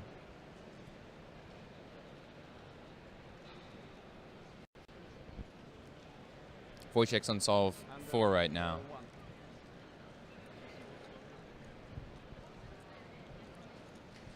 See Lorenzo with not the best attempt. Sam Splendor with the 1.9 flip. Wojciech with the 3.4. And Wojciech still beats him in terms of the speed. Govan with a 6.7. That's his third 6 of the average.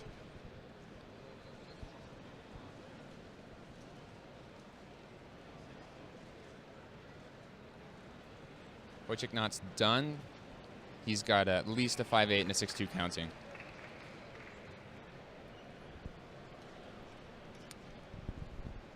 Ilya right now going in the front row. Going with a 6.9. Doesn't look like a DNF in the back. Cannot see the time. We got Govan. That 6.7 doesn't look like to be his last attempt. People are finishing up. Jacob Ambrose with an 8.1. He's out of the race.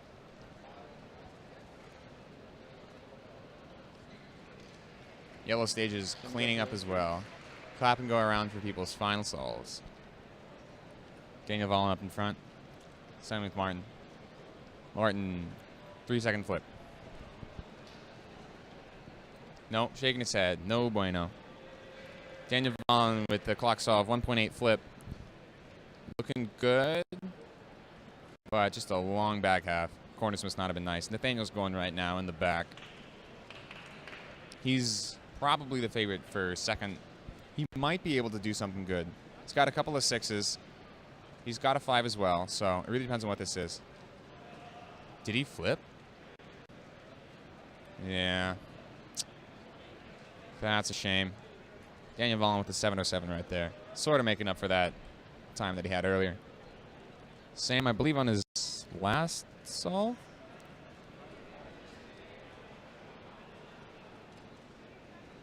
Oh. He's already done. That lean back makes it feel like it ain't going to be a good one, and it is not. Sam Spendler coming out with a 12.93 to finish things off.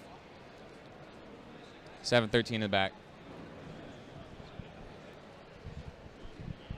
Just to note, guys, after this we have square one coming up. James Malloy is about to call it right now, so stay tuned for that. Jacob with the 669. Daniel Vollen with that 707. And that's all she wrote for clock, everybody. Well, almost. We've got one more competitor on the yellow stage right now.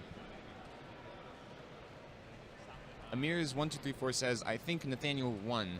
We can't confirm that from our location here right now, but once clock, things are in.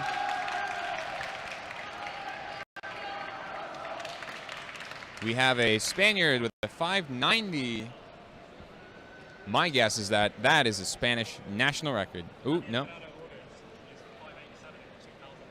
Ooh, I'm wrong. There's a 587 from 2011, but that's got to be one of the fastest results for quite a while. If he's getting good times in the last straight, well, that must mean something. Nico is the last competitor, or second to last competitor for clock. And so let's take a look at him, see what's going on. A Spaniard got a 5.9. 5.9? Yeah. I believe the national record is 587, right? So, yeah, exactly. Yeah. Oh, at 2011 in Thailand? Wow. Are you ready, please? Amos is ready. Oh yeah, we can, if you want to stay around, and yeah, that will be great. That sounds good. And just before, I will have a few words with Amos.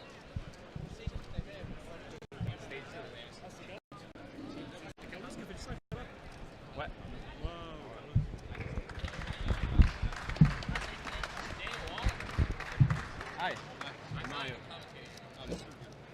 Nice to meet you.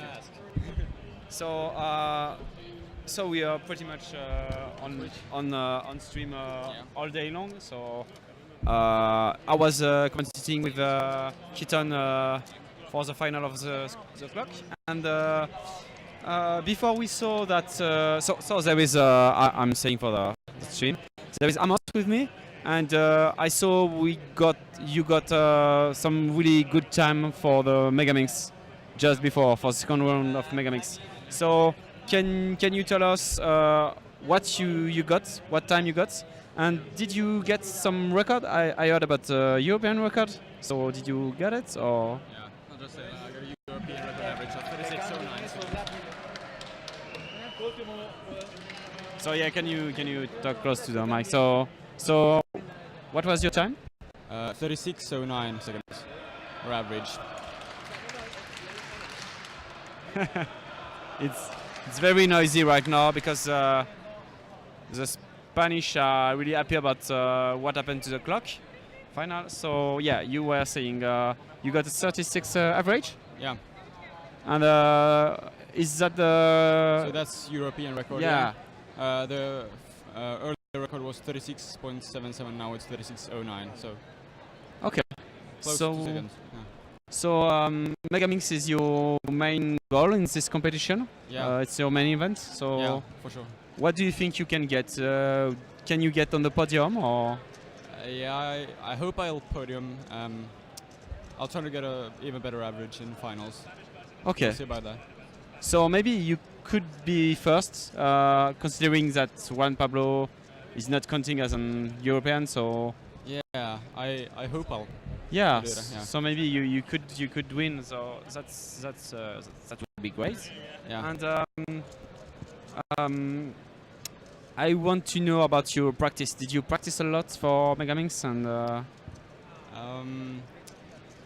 I practice quite a lot. yeah, Not too much, but still. too much practice, Quite a big Like, amount of practice, yeah. like many hours a day. Well, maybe 1 to 2 hours a day. Yeah. Yeah. Okay. Nice. Just And solve. do you have other events where you practice, or just only the Megamix? Yeah, I've got other events like 3x3. I like 100, 4x4, 5x5. And Okay, those are- so lots of different events. yeah, I like many events. Yeah. So do you think you can get good results in these other events, or? Oh, definitely not as good as in Megamix, but I hope I can make finals in 4x4 maybe. Maybe Okay. some other event. We'll see. So making the finals would be great. Yeah, that would be nice. Yeah. Okay. So is there any question for Amos? So no, just someone saying that's you talking, and yeah, because I think it was so noisy, so they didn't understand when I said I was talking to you, and yeah. Also, I would ask some general question like, have Yeah. you ever been in Spain before, or is it Um, your first time? I've been in Spain a couple of times. One time earlier this year in school, as I've read Spanish in school for a couple of years. Okay. And have you been to a lot of international competition? No, not really. This is my second outside Finland. I've been to one in Russia before. So One it's in a Russia, really nice okay. experience. Yeah. So you were not in Paris last year for No, the I weren't. Yeah. World Championships? No. Okay. So it's And, really nice to be here.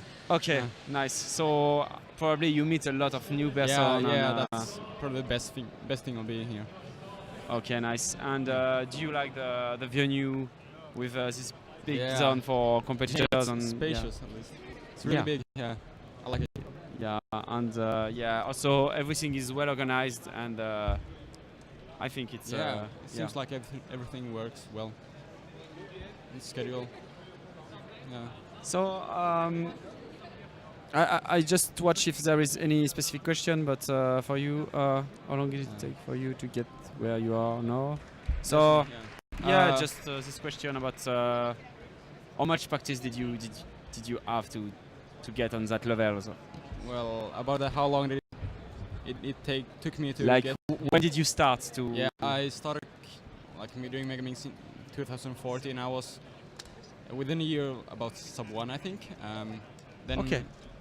in the end of 2016, I got an official sub 40 singles, and then I was averaging like 45, 46. But since then, I went down to like 35, 34 average.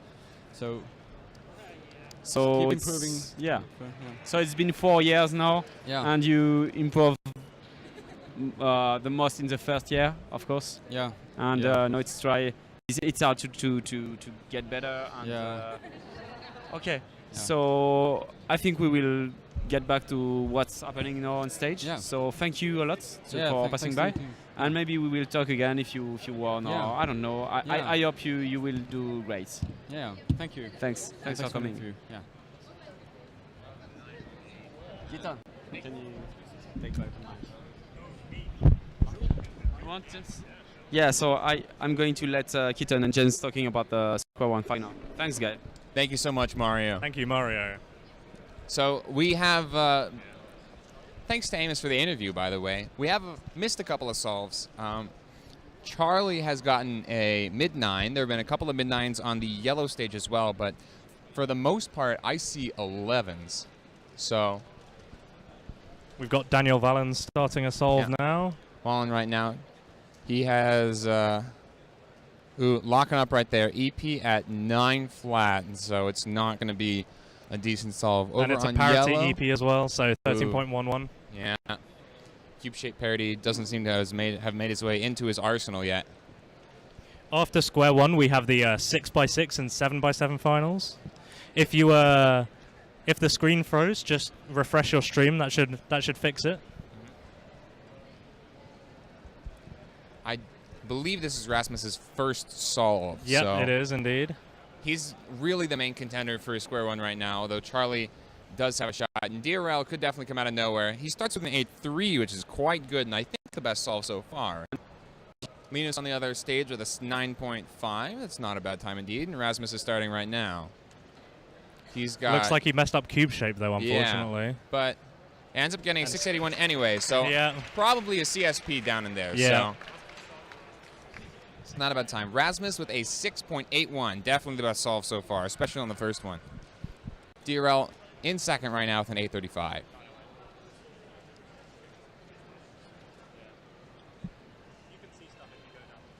Oh, okay.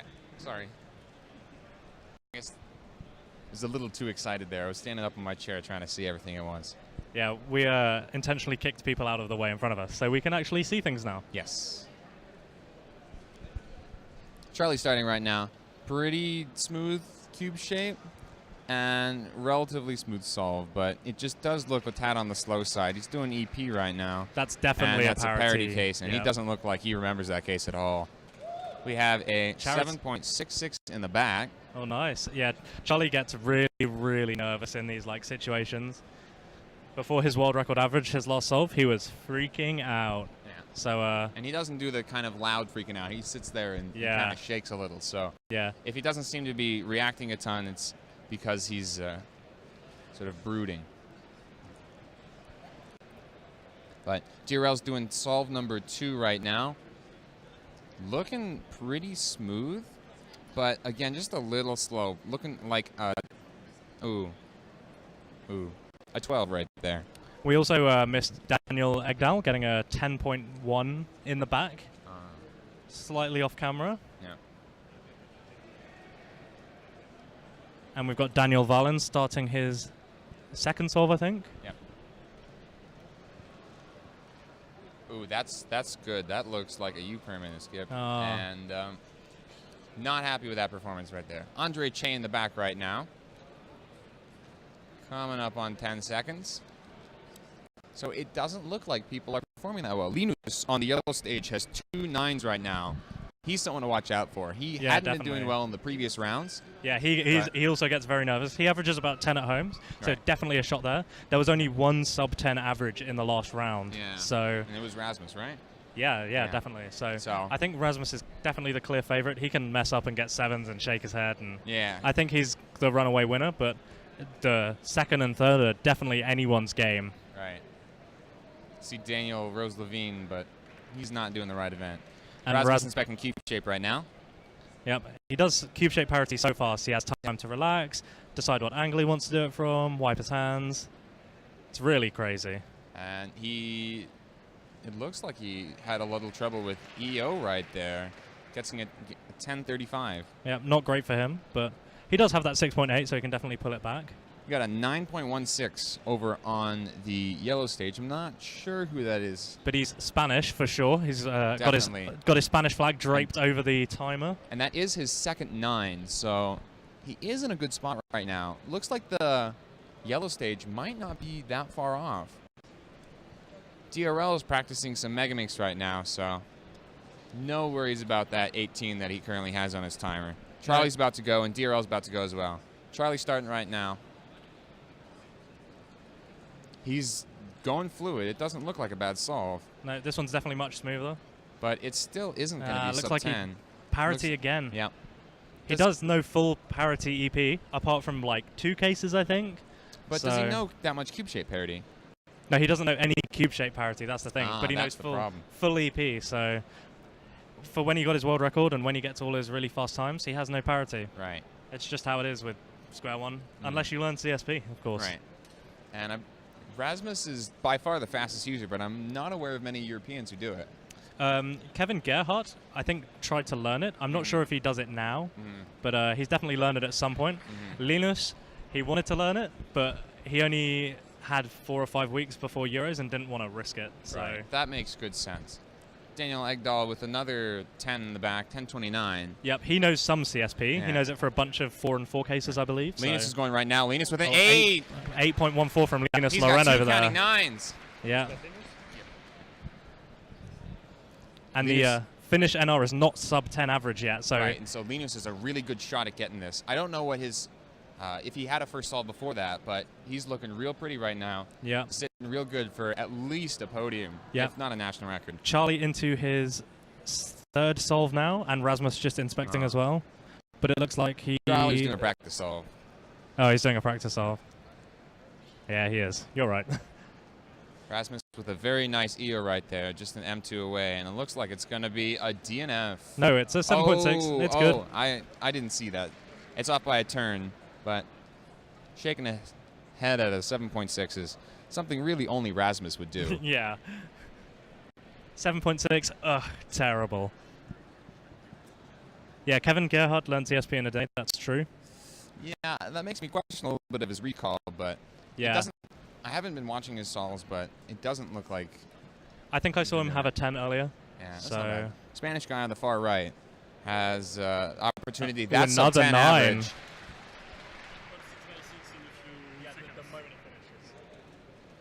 That's a sub that I believe is a sub 10 average over on the yellow stage. So that might be a really dark horse podium member. Linus is on another solve right now, and that's really big for him. Daniel Wallen also, and Charlie Stark. Charlie's, yeah. Daniel Wallen getting to EP at Charlie with an 8.4 there, and Daniel with an 8.81. Very both nice. Good solves. Yeah. Linus is still waiting to inspect. He's clearly very nervous. Yep. Yep.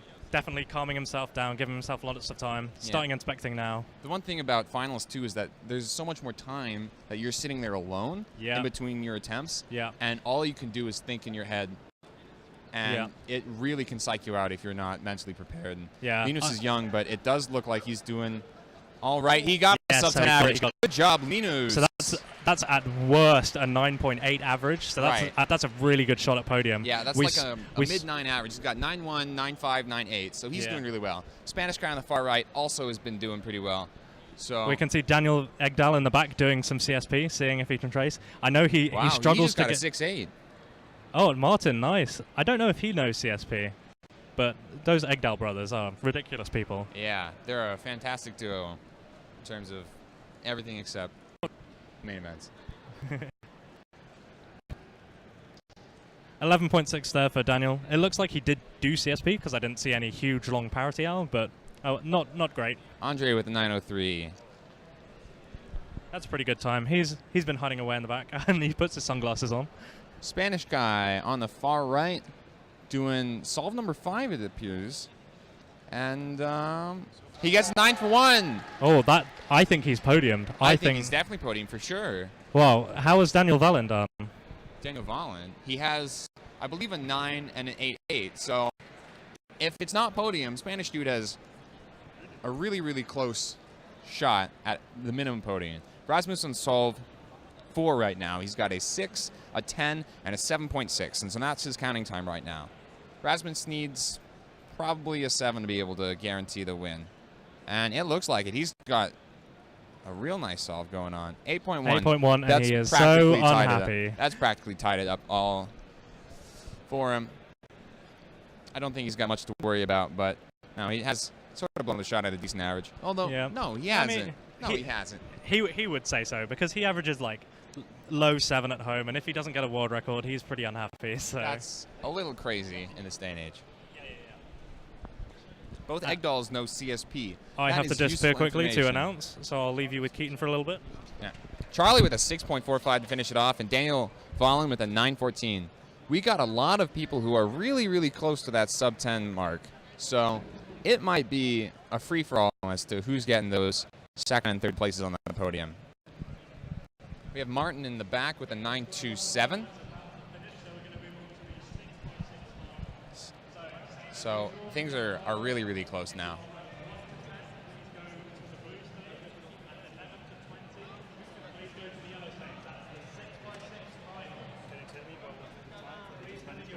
Spanish guy had 3 counting 9s for sure. I think his average was pure sub-10 or very, very close. He did have an 8 as well, so the 9s were definitely counting. Yes. What's his name? I don't remember. Like, there are 2 main guys in Spain, and one of them, which is the guy on the far right, did a 7.5 single yesterday. And oh, wow. And I think that previous average was like mid-10, if not 11. All right, Rasmus starting his last solve now. Pretty good. And so this is pretty much all tied up for Rasmus, unless he gets a little unlucky. But he's got some nice cases for EO, but bit of a with cube a 743. drop. That is a sub-8 average. For sure, sub-8. Very good average. He's definitely won. Right. He's definitely not got world record. Right. He's definitely very unhappy, even though he won. Right. 2 counting 7 and 8-8, right? 8-1. 8-1. So how surprising are these results in terms of the finals? I mean, Square One is anyone's game. When you don't have a load of people who know CSP, it all depends on parity. And some people do cube shape slightly unoptimally, so they can get no parity on solves where people who are really good at cube shape, like Charlie knows full optimal cube shape, they might get no parity where they do get parity. So it really is anyone's game when you have a field of people who don't use CSP for every solve. So we're not sure. We've been watching it live. We've seen most of the solves, and we still aren't sure who's got on that podium. Yeah. The thing about Square One, too, is that, because people don't have consistency in their results because of parity and just like the fact that the cube requires so much precision to turn that nervous hands can really mess things up, like the 11 that Daniel Valen just got, you end up having quite a few scenarios where you've got an 8, 9, and 10, and it really just matters about the decimals to see who's going to be able to podium. Yeah, indeed.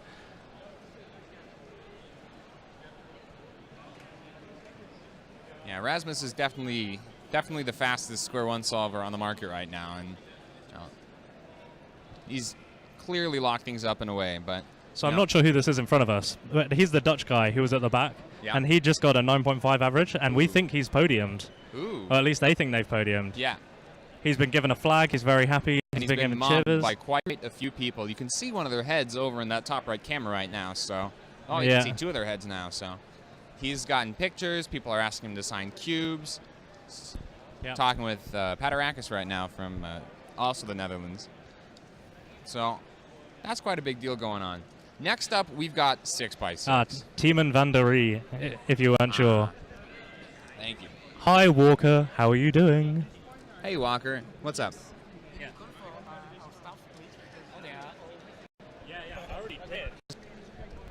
We're going to have James step aside for just 1 second to make a call for staff. I'm going to give you guys just a little bit of a rundown of the 6x6 crowd coming into this final. We do not have Max or Felix at this competition, which means that a lot of things are up for grabs. In the last round, top three, well, was off by quite a few seconds. Keaton got a continental record with the 132 mean, and we're going to see if he can keep this up in the next event, or next round. Abdelak Kadour of France got 139 NR, and Pedro Alejandro Condotellez ended up getting a 140 continental record for South America. And so there are quite a few people who can pull things off. Mats got a 145, and Celine Tran got a 151. Dana's not very far behind with a 151.88. And so there's quite a bit of a crowd here that's going to be able to make a run for it. The one thing about 6x6, though, is that, like Square One, parity becomes a really huge issue. And currently there's no inspection-based parity solution for it. And so a lot of it really just comes down. There never will be for 6. 4, there might be, eventually. The fastest blinders in 4x4 can trace all their edges, but then they also have to count how many quarter turns they're doing. Right. So it's a little bit tricky for those guys, but it can be done for people like Oliver Frost and and I know Kale Shun does it occasionally, and Timothy Go, but they're not 4x4ers. Right, and the thing is, like, it takes a lot of skill to be able to do it, but then you're not inspecting the centers that much. You can trace all the patterns, but then what do you do? Yeah, exactly. That's pretty big. The thing about these solves is that they take a little bit longer than Square One, and so we're going to have a good opportunity to sort of judge and measure people based on how they've been doing in their solves. And different stages of it. Yep, and it looks like this 6x6 final is starting to get underway. Yep. We've got, in the front row, we have Mats Valk on the left, Abdelak Kadour, Kieran Bien, Antonio Lopez, and Henry Gerber for the blue stage. In the back row, we've got Celine Tran on the far left, Dana Yi.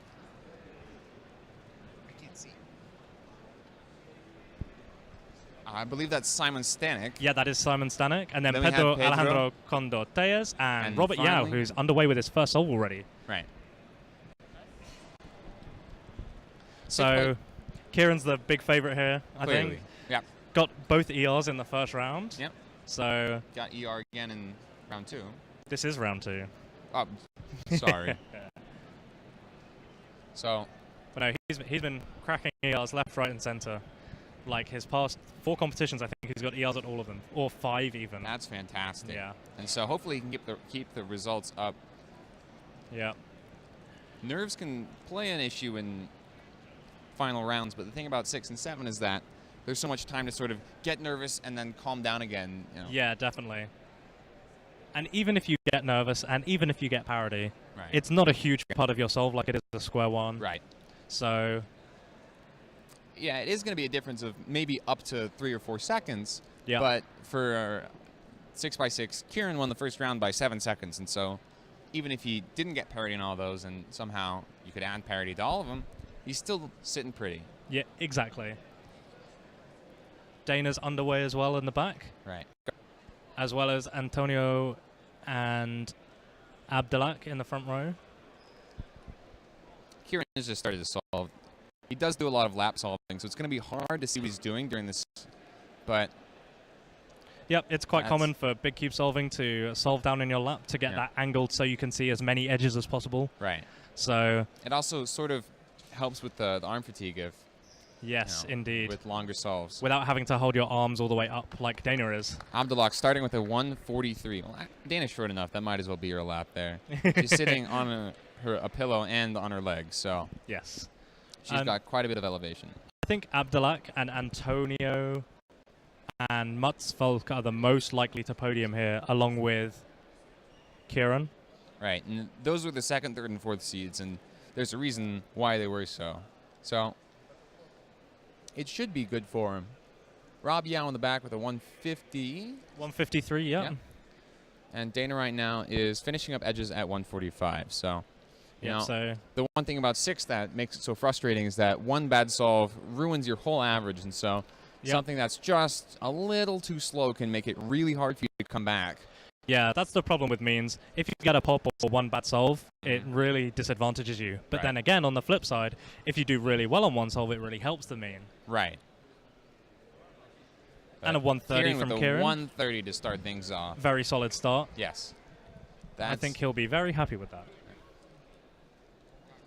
He'll be happy after the round is over. He's At the moment, he's very focused. looking like he's feeling either the jitters or just feeling in the groove. He did take a glance over our way, so Yeah, he I'm knows hoping he's we doing exist. well. Yeah. And he's given us a little smile now. Good luck to you, Kieran. He also has 7x7 immediately after this, and so Which he is also the favorite for. right. We've got Simon in the back with a 151. The thing about those events back to back is that you need to save some of your concentration. Like, Oh yeah, and definitely right at the end of the day, doing 6 and 7 is really tiring. yeah, it is 7 p.m. local time, so we've had a very full day and still Yeah. 2 events to go, or 1 event to go. Yeah, and especially with somebody like Kieran, who competes in almost every event except the like big blinds, and he makes all of the rounds. That's a lot of solving all day. Right.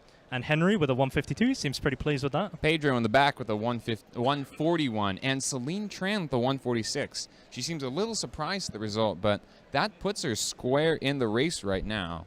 Yeah, I think the second and third place are definitely up for grabs in this round. Kieran, unless he gets a big pop, he's pretty much locked in. Right. I don't wanna touch wood. Knock on wood, but based off of the results of the first solve, Kieran's 130 is by far and away the best, and so he's got that advantage going to the rest of the attempt that he is the favorite. And Matt's finishing his first solve with a 150, so he's a little bit behind the others, about 4 seconds behind. Right, and so right now it's looking like Abdullah, Antonio, Pedro, and Celine, all with the sub 150s right now, have a slight edge over Mats, but there are still 2 solves to go. Yep, and Abdullah and Antonio are well into their second solves now. Abdullah looks like he's just finishing his second centers at the moment. Rob Yao over on the back right. I actually can't remember if he uses Yao 5 for 6x6, but I know Kieran does. Yeah. And if Robert doesn't, and he is using free slice, then Kieran, the favorite, is the only one using Yao 5 in this round. I also don't know whether Mats uses Yao 5. I know he does for 5x5, but we'll be able to see how his free slice is going and whether he chain pairs the last 2. But I know Kieran does, and the rest of them don't. But Mats and Robert are a question mark on that. I'm not quite sure about Rob. It does look like he's doing chain pairing, but that might just be after free slice. But I seem to remember talking to him about it, and he keeps considering switching back and forth. He's not really sure what he wants to do. We currently have Abdullah at 140 starting 3x3 stage, and Antonio just hitting 2 minutes right now. So that definitely puts him out of the picture, and he's visibly upset about that 203. Yeah. Clearly not happy, and I don't think he's going to be feeling it for that last solve. Abdullah as well with PLO parity with the 155. He's also... This is also wide happy. open now. Wide Right. open. And so this gives an opportunity for sort of lower seeds like Celine Tran to be able to come in. And Yep, and Rob just got a 145. We know Henry has a 152. right, and Rob with the 153 in the last round puts him at, right now, a mean of 148-ish. Ish, yeah. Maybe closer to 149. But he's definitely the favorite. And Celine is starting her second solve now as well. Yep. Just having an inspect. And Kieran's well underway for his second solve as well. But table solving, can't really see how it's going. Makes it a little even on the difficult. higher angle, unfortunately. Yep. Kieran definitely does use Yao 5 on... Oh, no, he doesn't use Yao 5. He uses Yao, just regular Yao, on 5x5 and 6x6 and 7x7. I was talking about this with him earlier today because he was just casually solving next to me, and I completely forgot he changed on both 6x6 and 7x7. So Pedro is still waiting right now for solve number 2. So sort of being the last one on the stage might be a little bit nerve-wracking for him. Yep. Henry has also been waiting quite a long time for his second solve, as has Mats Volk, although Mats is starting now. And it looks like this is Henry's second cube coming back. Yep. And Kieran gets a 141, which isn't great, but he's still far ahead of the other favourite. That puts him at 136 right now. Yep, and Simon Stanek in the back, 143.9 there. And Dana finishes with a 202.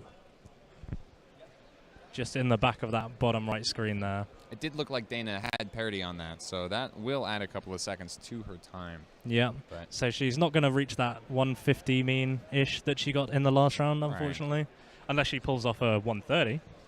She could, definitely. Yeah. Dana does have an official sub 140, so she's got some pretty good luck on her side. Indeed. Although she definitely has quite a bit of skill as well.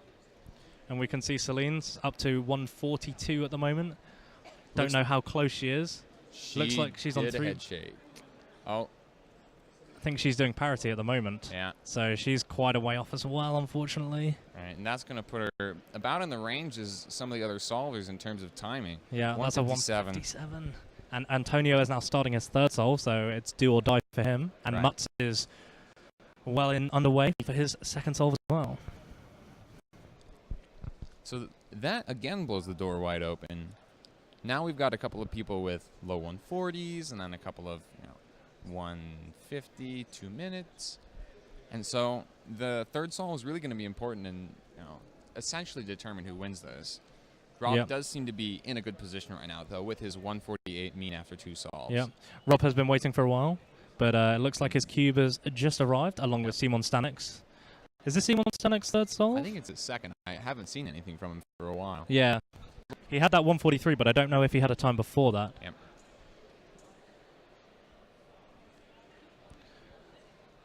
Mats looks like he's finishing his chain pairing. I believe he does use Yao 5 on 6x6, based off how he's solving right now. And it totally wouldn't surprise me. And he is on last layer right now, so he's going to be ending up with a 141. So now he's got a 141 and a 155, so that puts him at about 148. 148, 140. Based on decimals, maybe 149. So. And Henry gets a 151, so things are interesting. Very Henry's close. last solve is really going to determine his average, and Rob's going right now, so he has the possibility based on whatever his last attempt is. Antonio right now at 120. We've got Pedro Alejandro at the back as well on 3x3 stage at 145. Right, he's on last layer right now. Got F double sexy into a Y perm, but with parity. So 152 for him. He's not blessed pleased with that. Right, but he did break the South American record in the last round. Right, so. He's got fantastic results. Antonio with a 139 on his last solve. That keeps him in the race. Now it's interesting. Right, because with that 203, that puts him at about 149 for the past couple of results. With the loud noise. Hopefully nobody asks for an extra there. Definitely hoping that nobody asks for these extras. Yeah. In these competitions, we try to keep things as, we want to keep things as professional as possible. Indeed, but we are in Spain, and he is Spanish, so you would expect a big crowd cheer for a really good time, and that's NR. Yeah. Rob Yao right now, he's still doing some free slicing. He might be finishing up things right now. Yeah, he's moving on to 3x3 stage. It does look like he's got a couple This is a really good time for Rob. And Rob has no parity. That's a Abdullah finished solve. his third solve with a 145. Ooh. Rob with... I can't see it. 140... Oh, jeez. 146. Solid solve for Rob. That puts him in the podium race right now. Simon Stanek in the back with a 144, and that makes him... That puts him in a really nice position. I think he's calculating his average at the moment, so it must be his third. But I have no idea what he got on his first. Yeah. And Kieran is underway, as you can see on the bottom right and top right. Although table solving with the timer in the way makes it a little difficult. Yeah. Celine Tran's on her third solve right now as well, just about to hit the 1 minute mark. So. Yep, and Dana's about 1.5 minutes into her third solve as well, and Henry is about to start his third solve, as well as Mutz. Mm-hmm.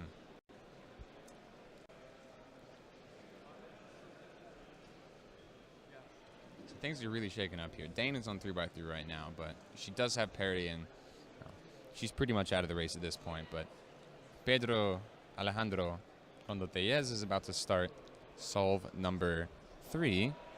and he's got a 141 and a 152. So 128 from Kieran. 128. He has locked that in. I think he's European champion, defended his title from last time. So that's back-to-back for him. Congratulations, Solid job Keaton. from Keaton. Yeah. Well, it isn't over yet. There is a chance that Mutz gets like a 120. Ooh. I believe at this point It's a foregone conclusion. it is pretty much a foregone conclusion that Kieran's locked And things Celine up. finishes with a 149. So that gives her a good position. Who knows who has podiumed here? She's got a low 150 right now because she had 146 and 157 from before. So Indeed. Rob's ahead of her. And I believe Simon Stanek might have a good shot as well.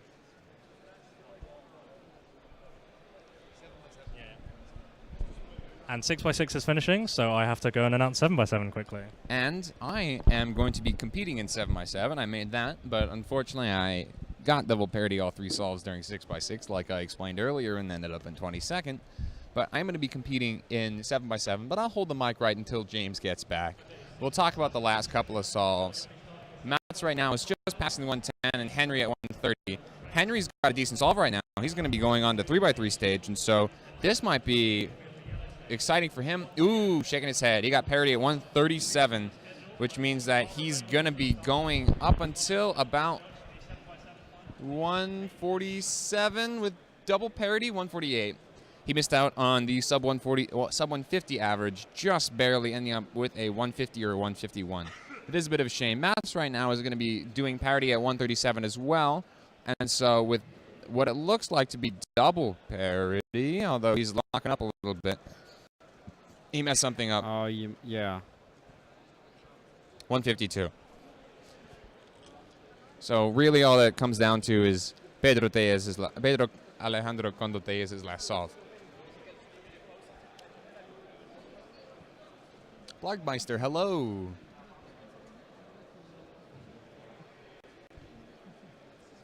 Oh, Kim's in the chat. Kim, hope you're doing well. Pedro is finishing up his solve right now and is not happy. There is someone in the way, but a 152.03. That puts him in the realm of maybe, which a lot of these competitors have, and because of the competitive final, quite a few people are going to be just around the same mark. But yeah, I have no idea which is in the podium. But I am heading out. I'm going to be doing the 7x7 final. I'll see you guys on stage. Thank you, Keaton. Thank you, Keaton, and good luck in the 7x7 final. So, yeah, James is back, and I'm back too. So, that was really, really exciting. During the commentary, when you were commentating with Keaton, I tried to do the camera work with the technical team to have the best solve on screen. It was pretty good, I think. We missed some person because they are solving all at the same time, but at least we got some really, really great solve. Yeah, definitely. We got Kawan, so it's good. Yeah, we don't know who podium though. It's really close between like 3 or 4 people who could have taken that. We just can be sure that Kawan is first, but after that it will be really hard to guess. Indeed. So maybe soon I will go to the score taking to see who is on the podium. Yeah, definitely. So we could know that before it's on live on CubeComs. Yep. So yeah, I'm waiting a few seconds because they are probably entering the score and.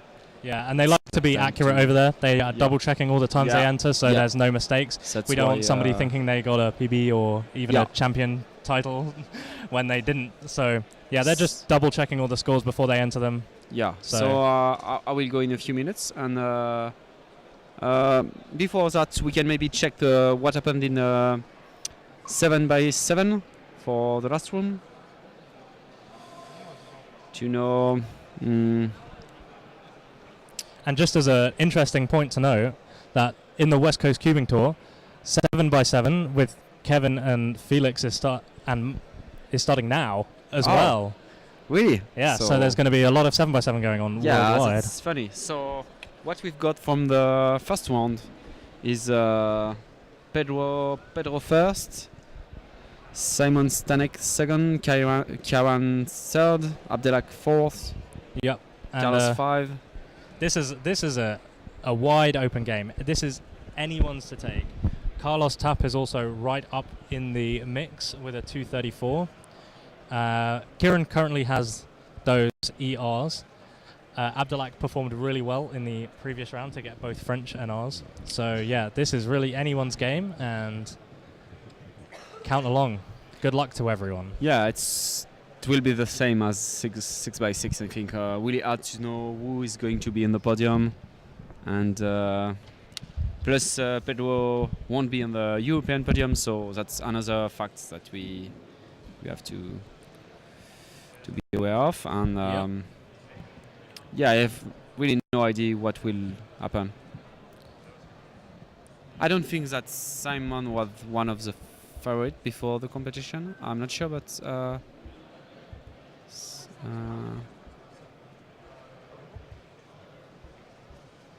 yeah, no, he was ranked 8th, so... Yeah, so going into the competition, Simon Stanek had a 243 mean, and in the last round he got a 230 mean. Oh, Yeah. 229, so he's definitely improved a lot. Yeah. And Pedro Alejandro is well into his first solve now. He's 1 minute 10 in, and it looks like he's already on edge pairing, so that's a really good start from him.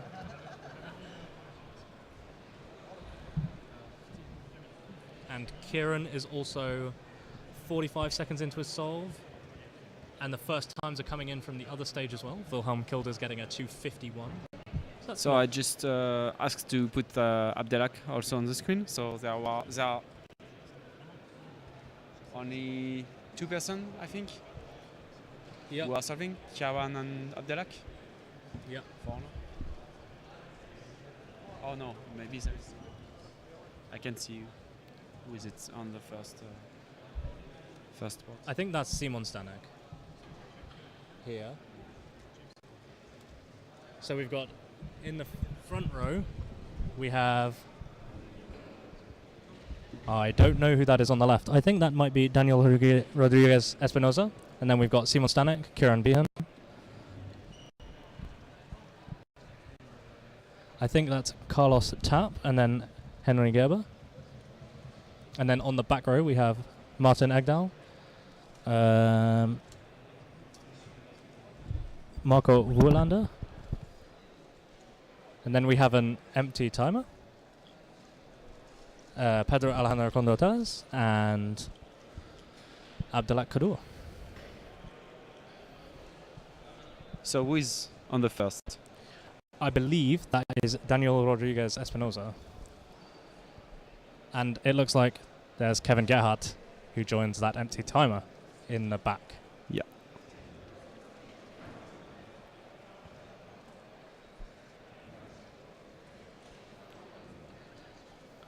So Abdelak is still pairing his age. Yeah.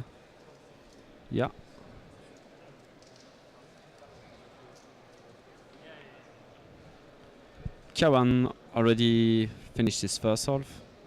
Yep, that's a 227. Very solid start. So yeah, I think it's better than what he get at the first Yep, round. he got a 230 mean in the first round. Yeah. He had a problem with his 7x7 before the first round, actually. One of his obliques broke. Luckily, he had a spare and replaced it. But he was not warmed up very well for the first round because of that cube break that he had to fix. So hopefully he is a bit more warmed up now that he's competed in 6x6. And Abdelak finished with 238. So not quite as good as his first round, but definitely right up there. He had a counting 241 in the last round, so definitely can come back from that.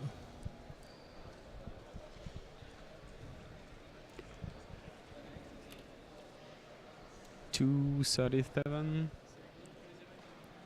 it looks like Simon Stanek is just finishing his solve, and he gets a 230.35. So Kieran in the lead for the time being by 3 seconds over Simon Stanek.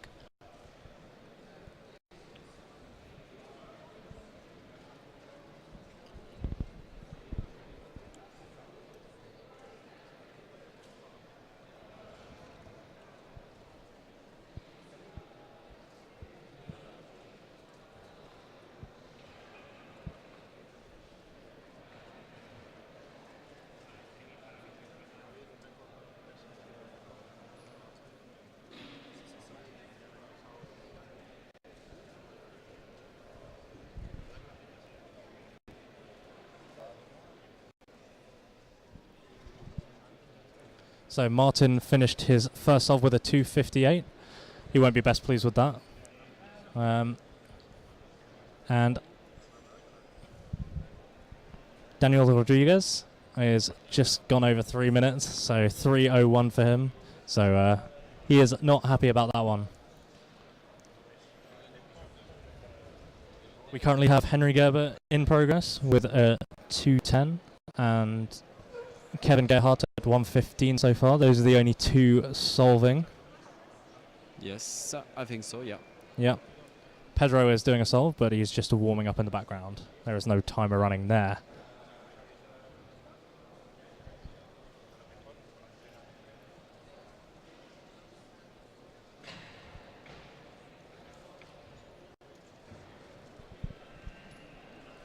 Haven't seen anything outrageous so far from the other stage.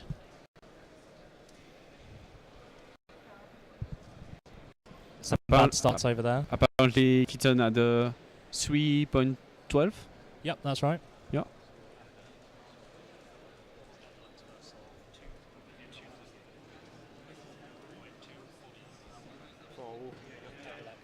Abdelak's 230. Yeah. So Henry Gerber 232. starts with a 242, so that's really good. That's right up in the mix as well. Only 15 seconds off of Kieran, but definitely in a podium position. And Kieran is inspecting for his second solve now. We should try and get a camera on Kieran if possible. And it looks like Kevin Gerhardt is doing his last 4 edges of his first solve still. And Abdelak has also started in the back right for his second solve.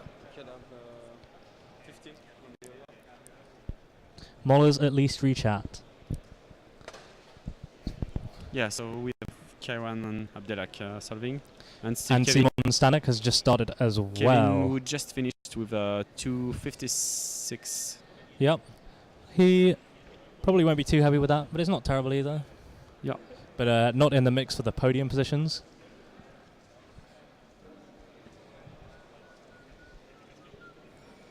Wilhelm Kilders with a 242. I didn't see that 242 for Henry. Yeah. Yeah, that was his first solve. We've so got a that's good. Is his second for now? Maybe. Henry. Yeah. No. Because, Kieran got a 227 and Simon got a 230. 230, and there was a 238 for Abdelak. So he's maybe 4 or 5. I don't know. Yeah, he's definitely in the mix though. And Wilhelm Kilders got a 255 on the yellow stage over there. Nice little sub-3 amongst not so successful first solve from most people over there.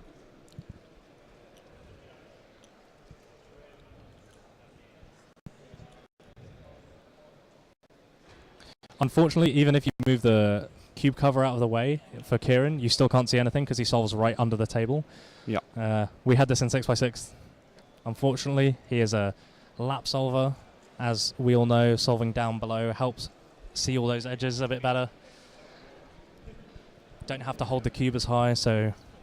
Yeah, there is kind of a wall than bigger is the cube, lower you are to solve it. Yeah, and exactly. There is a path from behind you to on your knees to behind you again. And that's really good from Kieran, a 215. Yeah. Is that European record? I can't remember. Or does he have a... He has a 2... Yeah, that is crushed European record. So his record before was... No, it's the average record. 215. It's 212. 215 is actually the time of Lucas Fischer. So not quite ER. It's point... Oh, no. He has it here. Kieran has a 212. Nice. 232 for Abdelak. And 218 for Simon Stanek. So Kieran is currently 6 seconds ahead of Simon. And... Yeah, Abdelak is doesn't look best pleased, but he's way behind, but he might get the third place for now. Yeah, I think Kieran and Simon are locked in for 1 and 2, assuming they don't have a terrible failure on the last solve. But that third place, as we discussed, way up for grabs.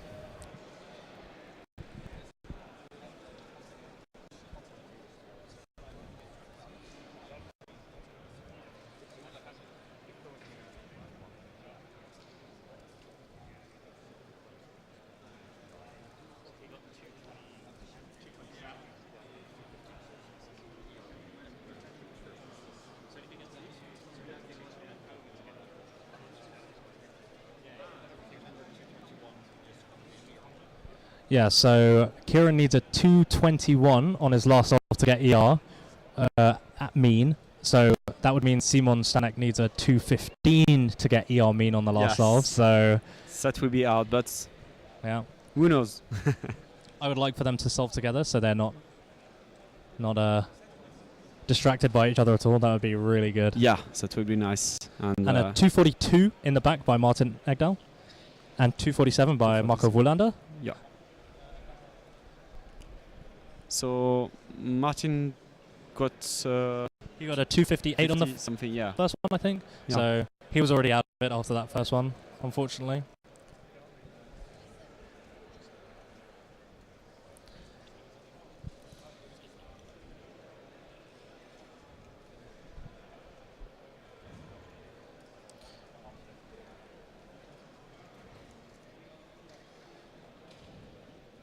And Daniel Rodriguez gets a 249.9, so he's definitely out of the running after his 302 on the first solve. And Simon Stanek has started his third solve. And we've got a 222 from Pedro Alejandro in the back there. And Abdelak Kudu has also started his third solve. And Kieran is receiving his puzzle. So yeah, I choose to put I definitely think we want some camera on Simon as well. Oh yeah, so that's what I just asked for, but he disappeared. So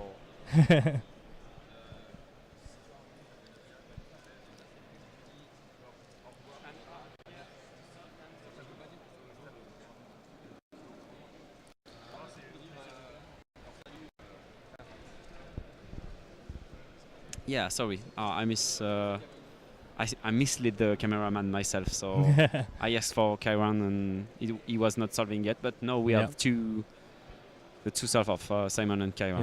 Kairan, and Henry unhappy with the 259 there, but not terrible. But he's out of the running for third place now, I think, as well. And we've got Carlos Tap on the left, just preparing himself for his third solve.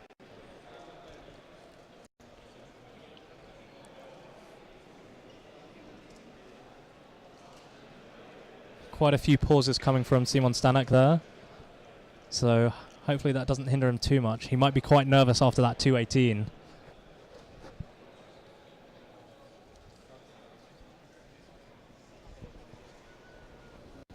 Yeah, Kieran's first two solves were 227 and 215. Yeah. So he needs a 221 or better to get ER mean. And Simon Stanek needs a 215 or better to get ER mean. Keaton is currently 6 seconds in the lead of Simon Stanek, and in third place is a big open game at the moment. Looks like Simon is just on his last 4 edges, and he's on 3x3 stage at 206. This has a lot of potential to be a really good solve. Oh yeah. Oh, ULL. Big lock up. And the PLL. And he's got a G-perm. Oh no, he's very nervous. 222. So he will be second if. So Kieran needs to get a 228 or better, and he has on every solve he's done in the competition. Well, no, he has on his first 2 solves. Does this mean he missed that mark twice in the last round? So it's a case of whether Kieran can get that 228 or better.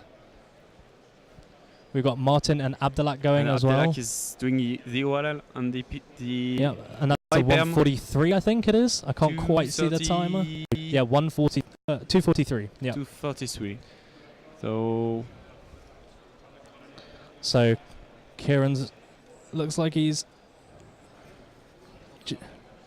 No, it looks like he's on 3x3 stage now. I think Simon has done it. Yep, and Simon Stanek has won. He's beaten Kieran. Yeah. Simon will be first.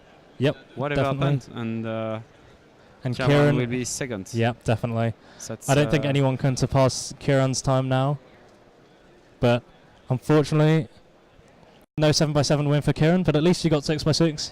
Yeah.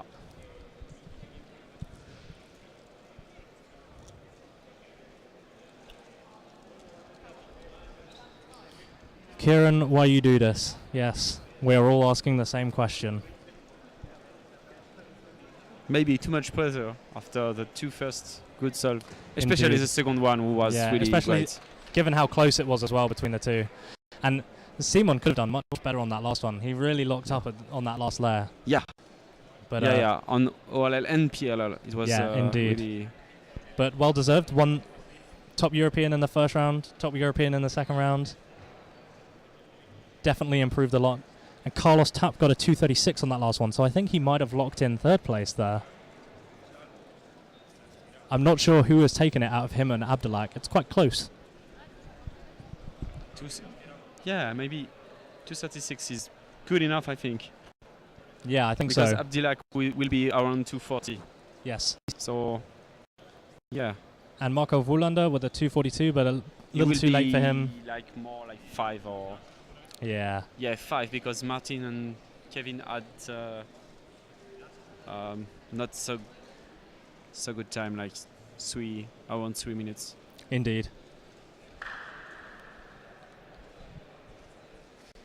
And Pedro has finished his last solve, but there is someone, and he got a 234. 240. So not a bad time. No 34, South yeah. American record for him, but still really good mean.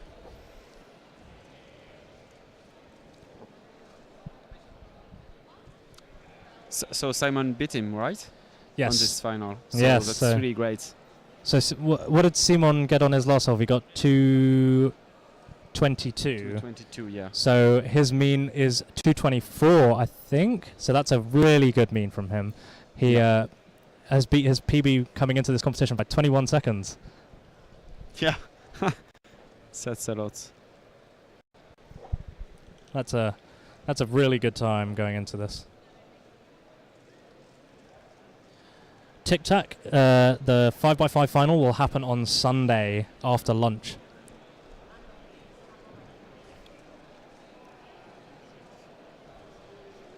And Daniel Rodriguez finishes with a 253. So getting that sub 3 mean in the end, but he won't be happy with that after his 238 in the first round. And we've just got the two Germans left, Henry and Kevin.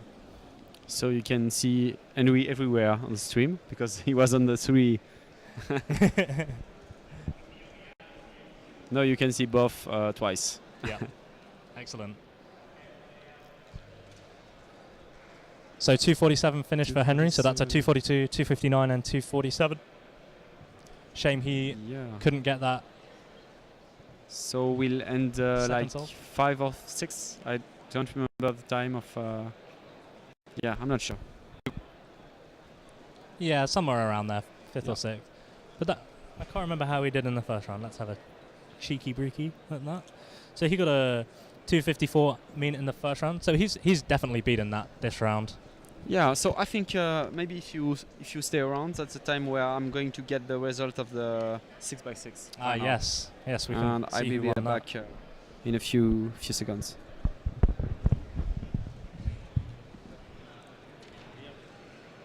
All right, and Kevin Gerhardt finishes with a 249, so no championship podium for him.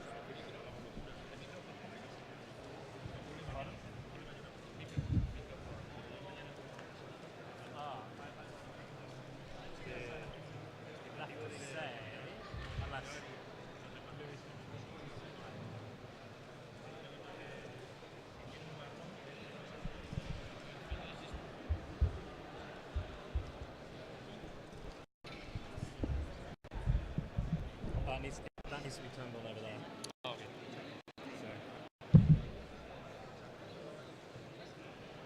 So it looks like Pedro Alejandro Condoteles might have gotten extra for some reason. He's currently doing his third solve now. Unfortunately, I have no idea how Rob did. I know on one solve he got a 326, so he's quite a way off any possible podium. Kieran's mean, he had a 227, a 215 and a 239. So that is about 227 mean, 228, somewhere around there.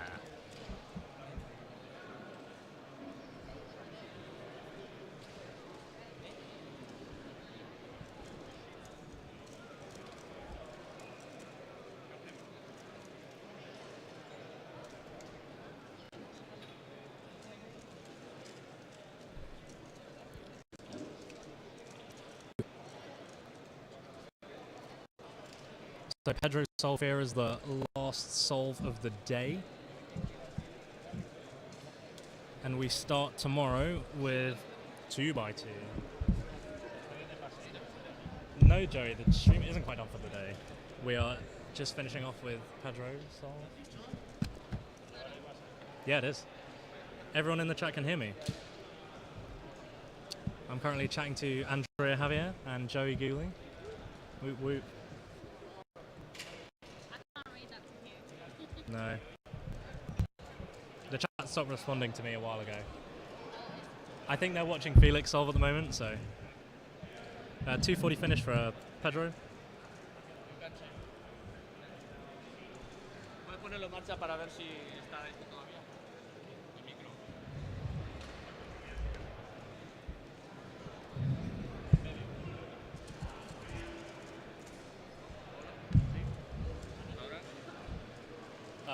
The other one.